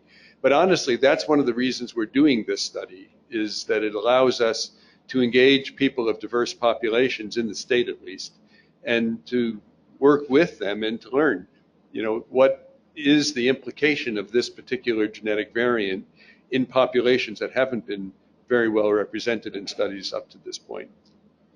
Is it fair to say that the 59 genes are really the number that are really well recognized to be actionable at this time, and that there aren't another 100 genes out there that could be on the list today? That may change over time, but... Yeah, the list, so the way this list is generated is there's a committee that take nominations of genes, and then they review the evidence that they're actionable and that they're pretty well defined in terms of what the medical consequences are. And the list is a growing list. It actually was 56 when it was first put out, which was in 2013. And a few got added, and at least one got taken off because as evidence accumulated, it wasn't justified to be on there anymore. It's almost certain that there will gradually be other genes that will get added, but it isn't going to, I don't think it's going to be hundreds of genes. Probably the biggest thing that might cause the list to grow is when you say medically actionable, it means you have a treatment that you can offer. Hopefully, as time goes on, we'll have more things that we can treat, and that might justify adding to the list. I don't think it's going to be from the discovery of new genes. Possible that will happen some, but mostly I think it's just that we'll get better at offering treatments. And I might say, too, these were chosen because of their sort of prevalence in diverse populations, as opposed to, there might be genes that could have been important but are only seen in one fairly narrow part of the world, and those tended not to make it on this list if there are such, because it just didn't feel like it was of kind of general enough applicability.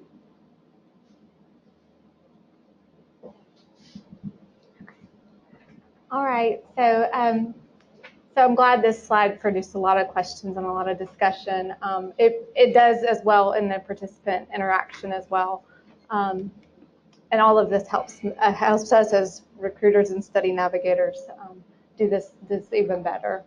So one thing I wanted to highlight is AGHI has frequently asked questions. They are IRB approved. They're on the website, and each participant is actually given frequently asked questions at enrollment on a paper form. So they're currently about 3 pages. They ask questions, maybe something that, for instance, a participant might ask, like, I've heard about the story of Henrietta Lacks. How can I be sure that will not happen to me?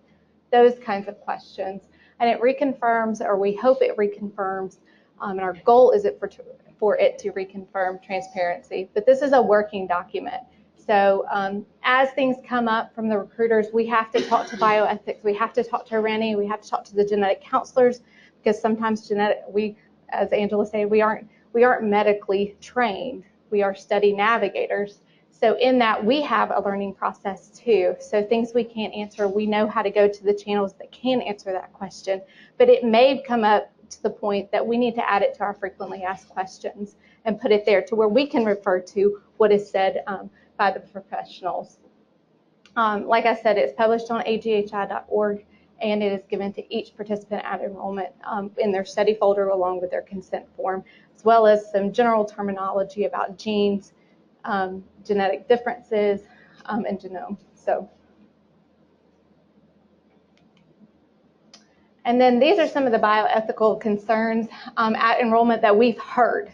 So our team kind of got together this week and kind of thought, okay, what have we actually heard since we've been doing this? We've been actively enrolling. We did a pilot of about 100 participants that started in May and ended in June. Then we paused for a few weeks, and we've been actively enrolling since the very end of June, right before July. So these are some of the things that came up. Actually, I enrolled a participant a couple weeks ago who brought up Henrietta Lacks and said, "Are you going to pay me?" I mean, she was like, "Are you going to pay me? I need to know. I'm giving you something. Are you going to pay me to do this? If you find out that I have something sickle cell and some medicine, And I asked her, I said, "Did you see the movie as well that came out last April?" She said, "Yeah, that's where I'm getting my information from."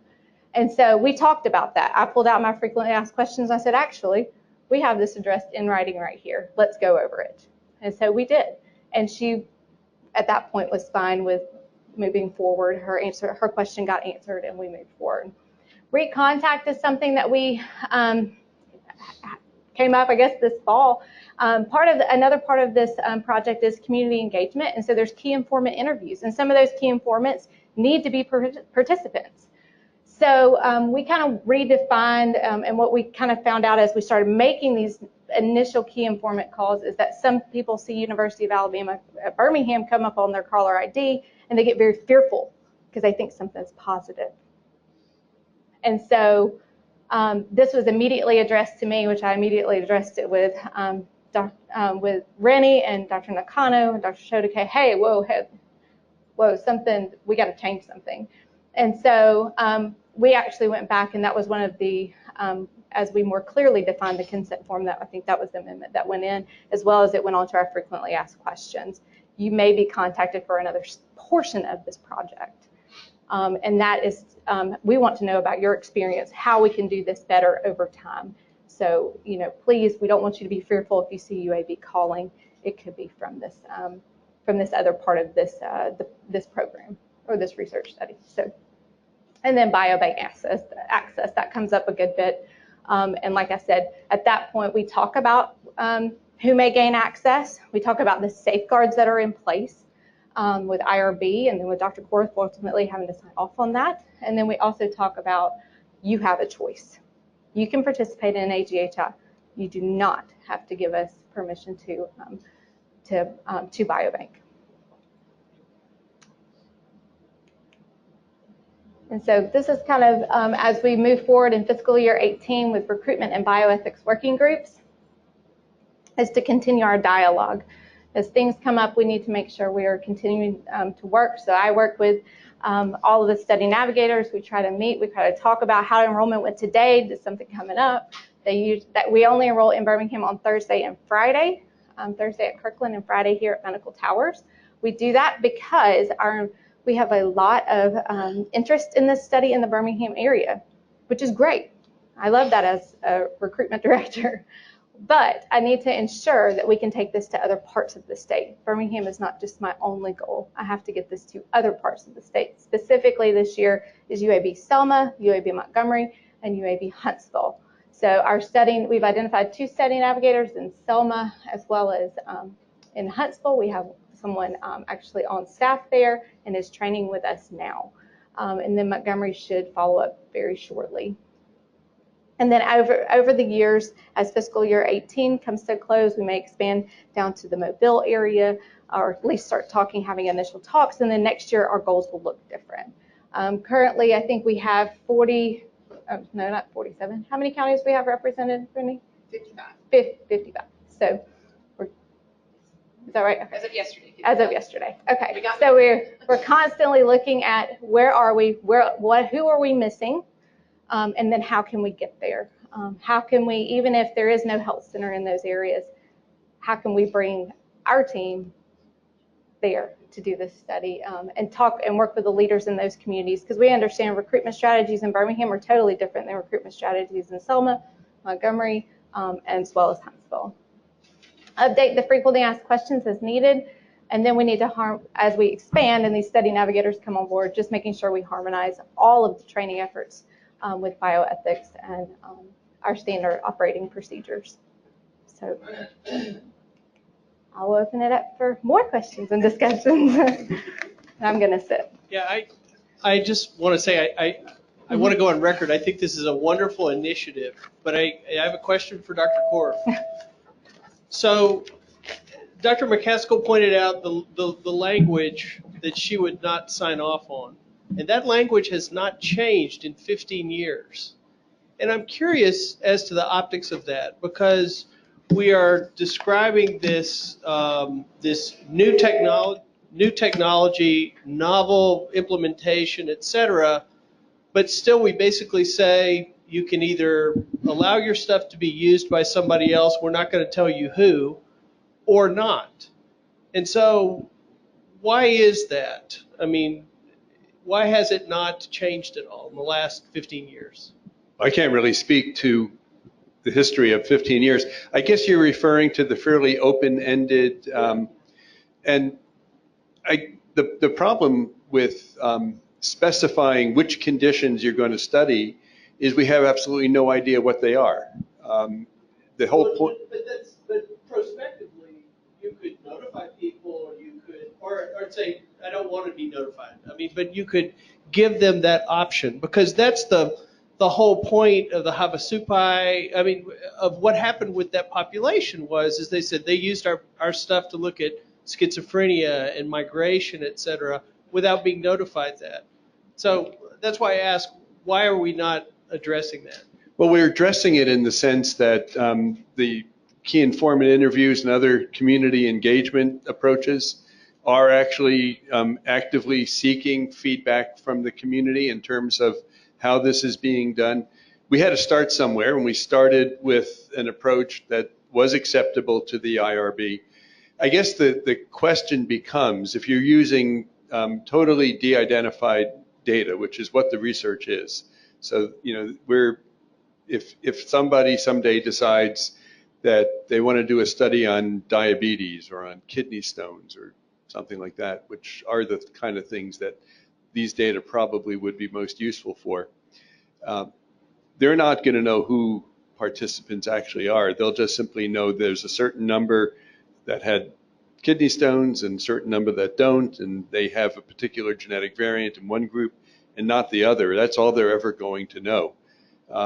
So it doesn't really expose any particular individual risks. And, I think a big difference with the study you just mentioned and here is that, the sort of group discrimination and stigmatization that can occur, the group is, I suppose it's the state. It's not any particular group within the state. So it's a much larger kind of entity for which community engagement actually is being sought.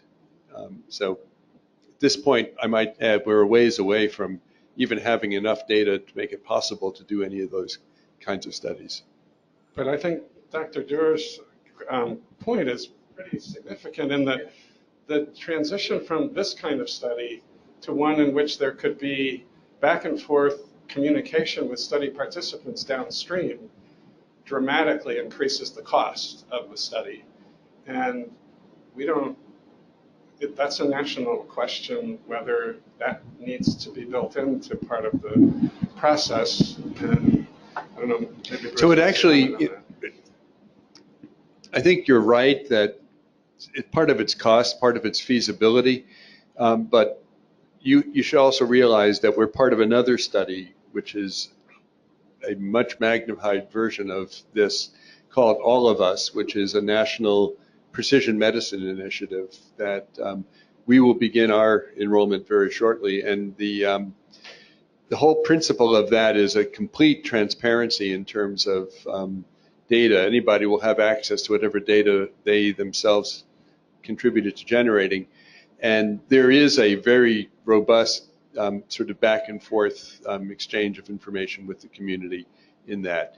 That's a infinitely larger study. Ours is a tiny microcosm of that, and it is very definitely a very strong community engagement effort, which is part of that one. So the issue of informed consent is an important issue. I want to add one thing. So on the informed consent, we made just one change to the 15-year tradition. We specify that we cannot specify the disease we will look into in the future, but we said that we will those biospecimen will be used for future research for health-related conditions, medical. So on the consent form, without obtaining further consent, we cannot do the research unrelated to the participant's medical or clinical condition. I propose maybe just putting an example, say when it comes to health related. I've been scrutinized by IRBs across the country, and they made me provide more detail for behavioral research. So maybe in that informed consent, when you say disorders, give an example. And then when it's the health-related disorders, give examples. Not on this options, but in the main text of the informed consent form, there are examples. Okay, but re-emphasize it, because you're working with a population that may not understand what you're talking about. Yes. Which gets to the 13 pages of the consent. Yeah. Part of what much to say diabetes, lupus, or hypertension. Okay, so I need to call this session to a close. Thank you very much to the panel and for everyone participating. So what we are doing here in the micro scale, and suggest that those may be considered even at a larger scale. But although the research enterprise must be sustained, we don't want to hamper or stop research. But that is not to say that research is risk-free, because participants may be maimed, some may die, some may suffer individual and group harms, as we have already seen and suggested. Empirical evidence are showing, however, that when those who would unwittingly take part or volunteer for research, they are not fully informed about or comprehend, adopt a participant stance, their vulnerability to risks increases as they enter into a trusting relationship with researchers and research institutions who should have their best interests at heart. One word that didn't come up often enough is that this trust and trustworthiness will not take place without a relationship. And I was wishing that perhaps one of the words there, maybe if we go back to look, we'll see relationship. Is it there? Okay, that's great. So we may be careful to note that this idea of trust and trustworthiness does not happen in vacuum. It happens within a set of relationships. Okay, participants, the reason why this is so important and to mind the participant stance is because, like it or not, participants can conflict. They can conflate clinical care with research investigations in the therapeutic milieu. And clinicians, researchers may oversimplify or even overlook the moral tension raised when there is equipoise, a truly need to know, so to speak, and when under the pressure to compete and to win. You know, the clinicians, researchers can be under those kinds of pressure. Specific examples of medical research, historical abuses, and scandals document experiences that fall short of participants' legitimate expectations. These experiences engender distrust or mistrust and increase tensions in research relationships. Such tragedies have eroded public trust and made elusive the trustworthiness of researchers and research institutions that is so critical to ethically conducted research. We alluded to the fact that there are some regulations that are in place that are going on, and some of these are traditional. That's what governs the Institutional Review Board. They look at it. But like it or not, at times I get the feeling that researchers take these regulations like it's the ceiling. The regulation is not the ceiling. The regulation is the floor.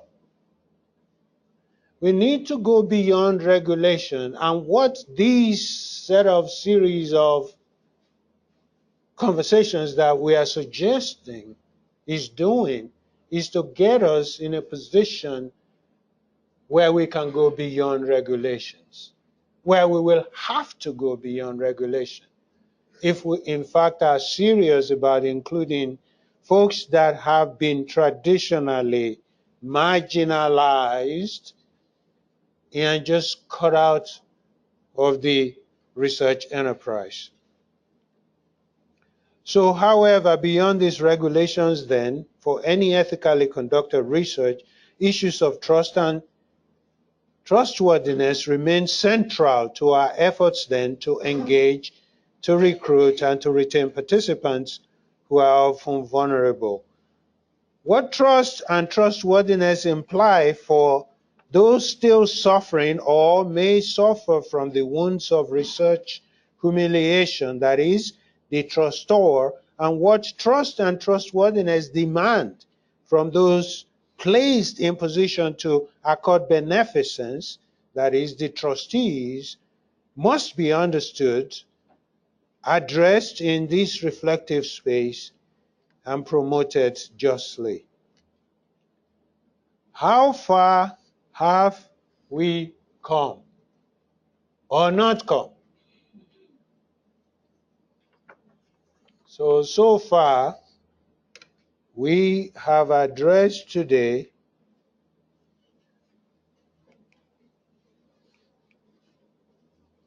I want to be able to operate this, and it doesn't seem to be moving. Did I turn it off, maybe?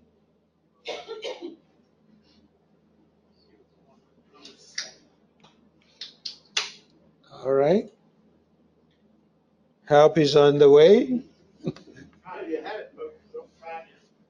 Try it now.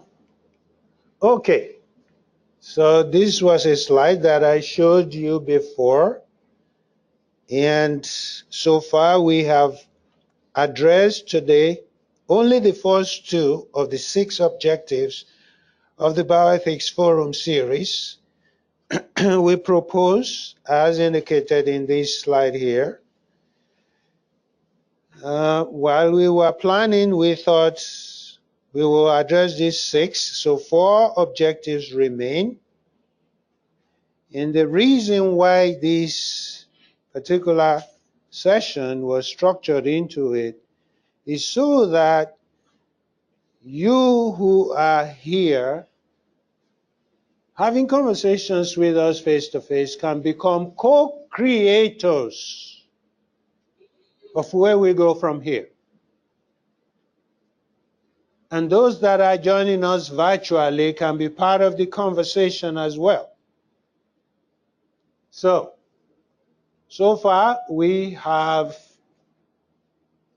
developed some sort of understanding of the issues of trust and trustworthiness in bioethical, biomedical research.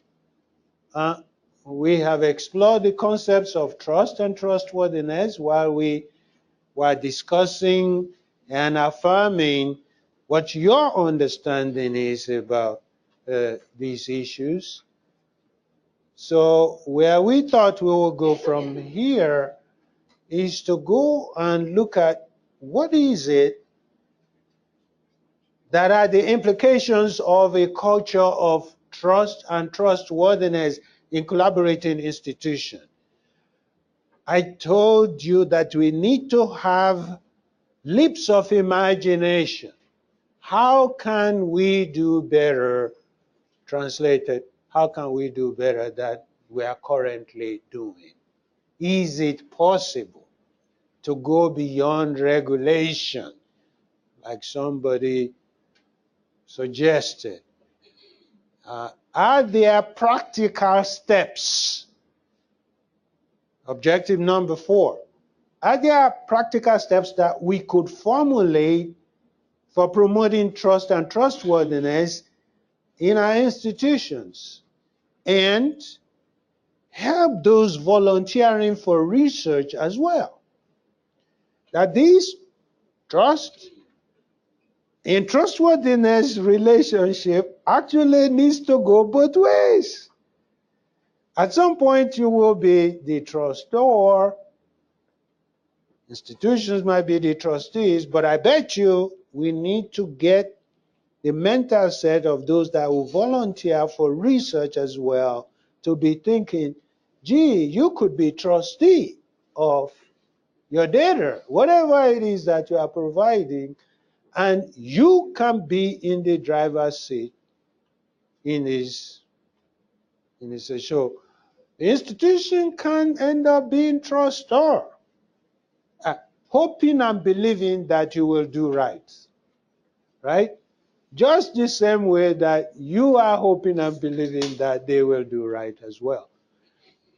And in the midst of doing all of this, we pay attention to all of those descriptive words and characteristics of this kind of trust and trustworthiness relationship that we have all identified.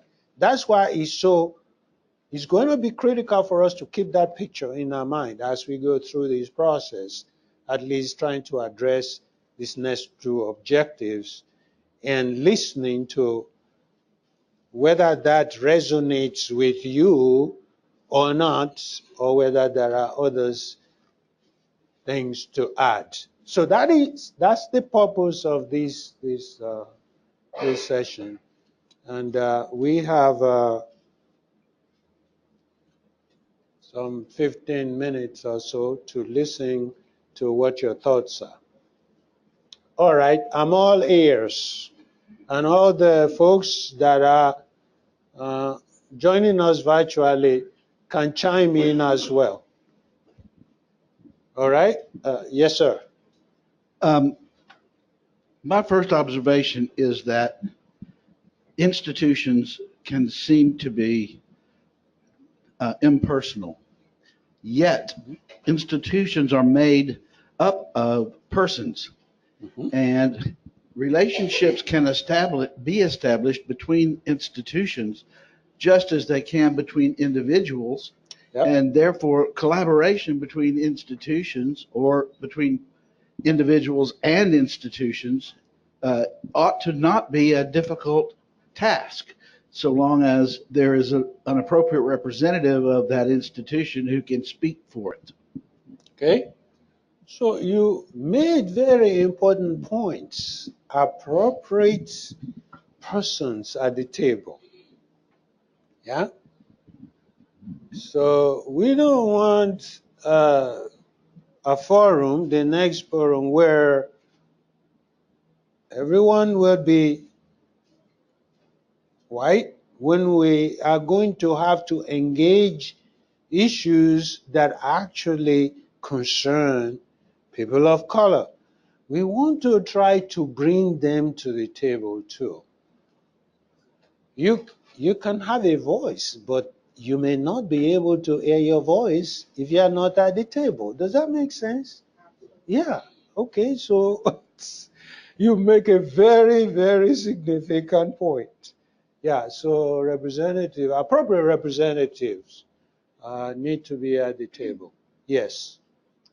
I feel like one of the issues in getting people to participate in research is a lot of people have never heard of research or what we're asking them to do. You know, you think about AGHI, the last time people probably heard about genetics was maybe in high school. Mm.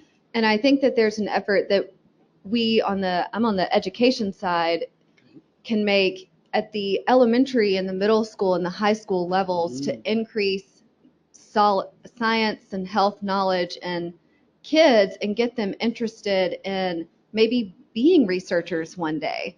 I think one thing about AGHI that I really like is the patient navigator involvement. When you have someone who's from your neighborhood or your background who can speak your language and talk to you in a way that you appreciate and understand, that makes a big difference in that trust relationship. So in order to get more patient navigators and more people at the table who are of diverse backgrounds, I think it needs to start at a much younger age than maybe it is now. Okay, very well. That's a good suggestion too. Even those of us that are, older, still wrestling with some technical words, right? And we need for those to be deconstructed for us so that we can digest them appropriately. Excuse the no pun intended as you are trying to digest your lunch.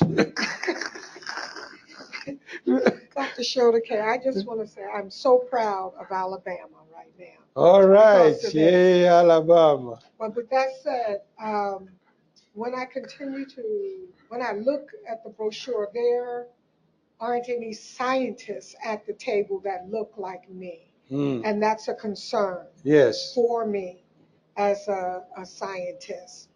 Also, I mentioned one thing we have to do as researchers, total transparency. That idea I mentioned to you, taking someone who's interested in seeing the process from start A to Z. I know about contamination and the sort of issues that can bring, but we're going to have to really engage the community, bring them through the whole process, let them see it in action. And then also, there's no, everyone in this room is probably learned in terms of a formal education. I don't see grandma and granny in here and the people that I normally interact with in my daily research. So I don't see any of them. Wonderful. You sponsor an open house, is what I hear you saying, not for us, because many of us are good, right? We know the process. But sponsor an open house for the kind of people you are interested in, and be proactive about it, right? Have it in place. Look, we want to be totally transparent, right? So transparency was one of those main things I want to see. Go through the process with them. Here is what we're doing. We collected the blood. Here is what happens next and next and next and next. If nothing else, it will show what? CARE. Care. Right? You want to get my blood, not just to do stuff. You even care about me knowing about that process, step by step, that whatever it is you are going to do with my blood. You care that I know that. You see? Things like that are critically important. But, okay, let's just confess, maybe we haven't been socialized to do that. Maybe even the traditional regulations in place doesn't even call for that. But what did I say?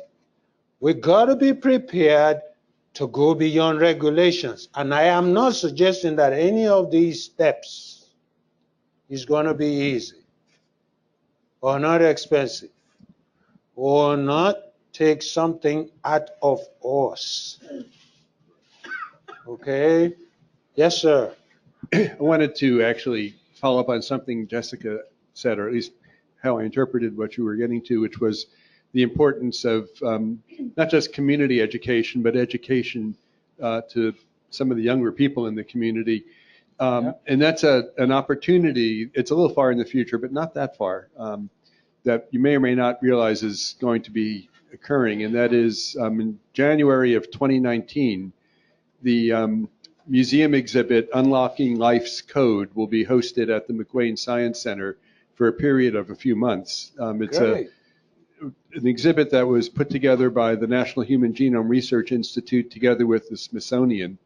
And we were able to arrange, actually through AGHI, for that exhibit to be sponsored here in Birmingham. So it's a wonderful exhibit. I've seen it when it was in Washington. But it is a way of helping to walk people of all ages and all backgrounds through the concepts of genomics, and will be accompanied by a whole set of community events and educational outreach events. And I guess I just want to put it on the agenda for this group because it will be a chance to have a, sort of a built-in audience, if you will, and a context in which to get people's interest. That's wonderful, wonderful. Let's all have that on our calendars and spread the word. Yes. My question is, I'm playing off, I think, of an earlier comment about the patient navigators, who I believe Ms. Williams came out of a community health advocacy group, and they seem just incredibly like passionate. angels. Yeah, they're just wonderful. Yeah. And I just am wondering, is it a capacity issue, or if I were a researcher and I wanted to try to work with a group like the patient navigators, how would I even go about trying to find some patient navigators or develop patient navigators? And so I'm wondering if perhaps let's build on success. If that's something, a model that is successful at helping bridge institutions and communities and help further science literacy, health literacy efforts, then let's get some more going. Let's make it a program. Let's, how do we build that capacity? Okay, wonderful. So these are some of the practical steps that, I say we need to have a separate conversation, right? So I want us, this is not a one-shot affair, but you can see where we're going with this, all right? In that line of thinking, I teach medical students, and we have asked our medical students that are now third and fourth years, that is, excuse me, they're out of the classroom, they're in the hospital already. How much genetic teaching have you had? Yeah. What do you know about genomics? And they shake their head, not much, very little. I don't think they've gotten past Mendelian genetics in the medical school here in Birmingham, which is pathetic. But I know that that doesn't help you at all as far as the physicians in the state goes. But, we don't need to just start with practicing physicians, with those that are perhaps too old and set in their ways. We need to start with these med students. Maybe we could get them in as volunteer navigators. Maybe they could, if they're interested, could participate in some way in this project from a grassroots level. Okay, very good. We're getting ideas. We should suggest to me that you're a group that's willing to think outside the box. See? We have to think outside the box in order to be able to make a difference here. Yeah. Over there, I see a person. So you told me to circle back, and it still is an extension of my earlier question about the framing, and it's really a critique of the bioethics literature, constantly framing participants as distrustful, mistrustful. I feel like I've heard 100 presentations about it. So I'm just wondering, when does the shift happen when we start talking about institutions and what institutions should do to gain the trust and respect of communities back at this point? So, and thinking about distrust as an institutional level construct. So it's not just rooted in historical events. It's rooted in recent things that have happened. Like I said, my colleague just presented about police killings and how that could affect people's motivation to participate in research studies. So again, just moving away from, that rhetoric about participants being distrustful and really thinking about the root causes and understanding more about distrust within communities. Okay, very good. I'm a little surprised that the term power differential hasn't ever come up today, but my sense is that a major cause of distrust is feelings of powerlessness within a setting. And is that something that we need to address in terms of the research subject is offered the chance to participate or not? Yes. They're not really offered a chance to negotiate anything about how they participate beyond checking one of three boxes. Right. Before that encounter, people come to research disempowered and powerless. I mean, we're talking about poor communities with all of these health issues, health literacy issues. So again, thinking about how that predisposes them to research vulnerabilities. Okay, very well. So the issue of power differentials, powerlessness versus enormous amount of power, and the mindset that needs to change, trying to engage institutions to own up to the fact that we really need to do more in various institutions. And if so, what? That's what this exploration is about. We need to be able to make some certain concrete steps, and it needs to be a separate conversation. You see, we're almost running out of time, but yes. Okay, I'll keep it short. I guess so. As a genetic counselor, it's the struggle of this balance that is very hard, because if you are trying to educate someone about complex genetic and genomic information that they may not have much of a background in,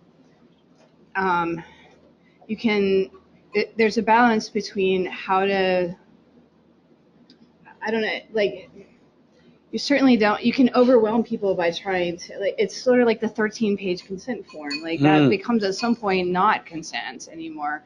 Although it's clear there have been huge efforts to circumvent that, or to, like, augment that, or address it as best as we can. It is. That's I guess that's what I'm saying, is like, on the front line is like, how do you strike that balance?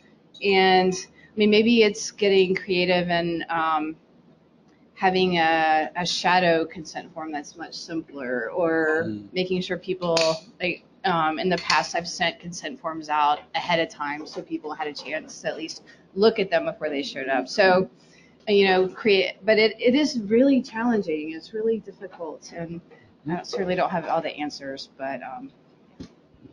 Well, you are voicing something that physicians face every day, this powerlessness of patients, and this sense that you are up here and the patient is down there. And so my approach is relationships. And I think that your approach should be establishing that trust, in which case you wouldn't have to explain everything. You would just develop this feeling among the participants that they can trust you as a person. You see them as persons, not as participants or as patients. And when you identify person to person, that trust that is built then allows them to take that leap of faith. And it really is faith. Anybody that participates in something, whether it's going for a coronary angioplasty or whether it's enrolling in a research study, is going into something that they know very little about, and they are trusting those who are carrying it out. Okay? Yeah, that's true. It's a broader issue than just genetics, for sure. All right. So I see did you want to say something?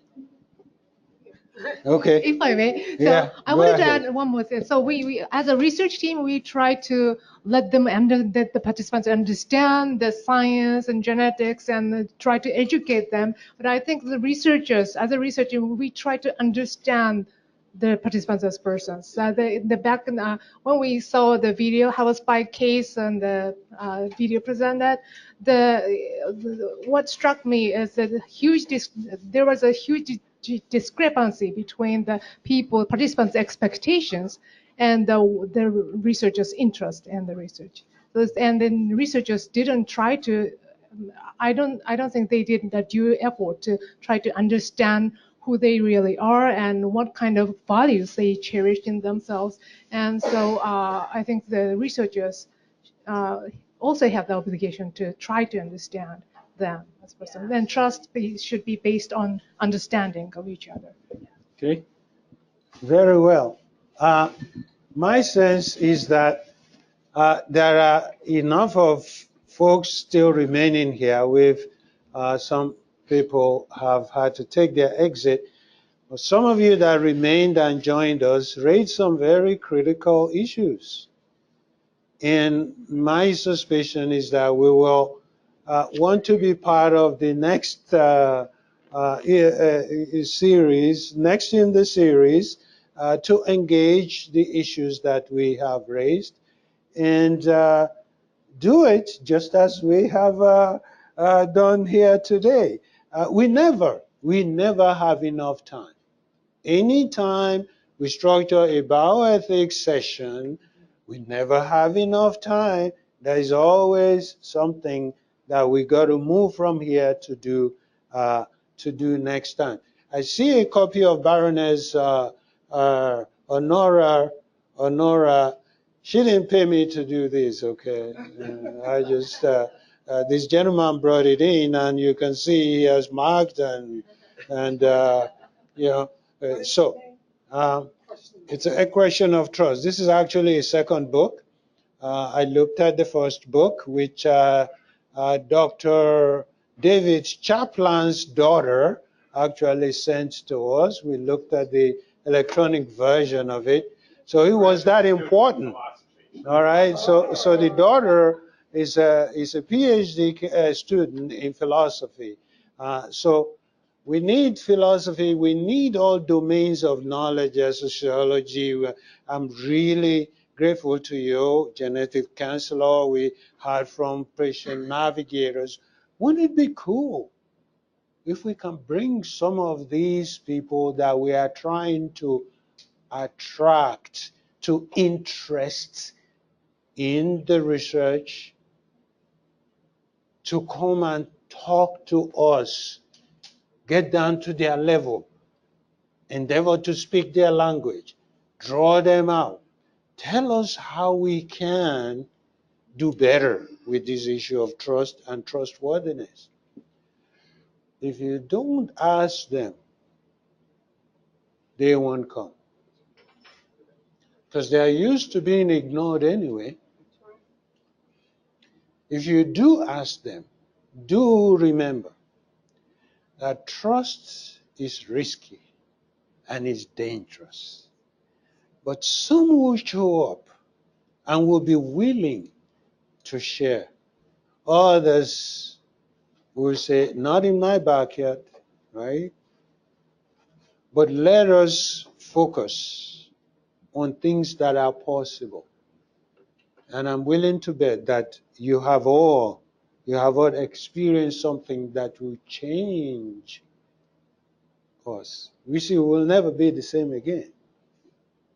Today is the best day of my life because I've had this opportunity to have a conversation with you. I mean, what are the chances that all on my own I can get these people like you in the room and we can have a conversation? What are the chances that I can do that alone? Zero. Nada. Nil. But God placed you in such a position as to bless my life and me to bless yours. You see? Huh? Just in case you are interested, I didn't make any of these things up, okay? So there are two slides, one of two of two, that have a series of articles and, things for you to look at should you be interested in pursuing this matter further. I hand it over to Dr. Champ.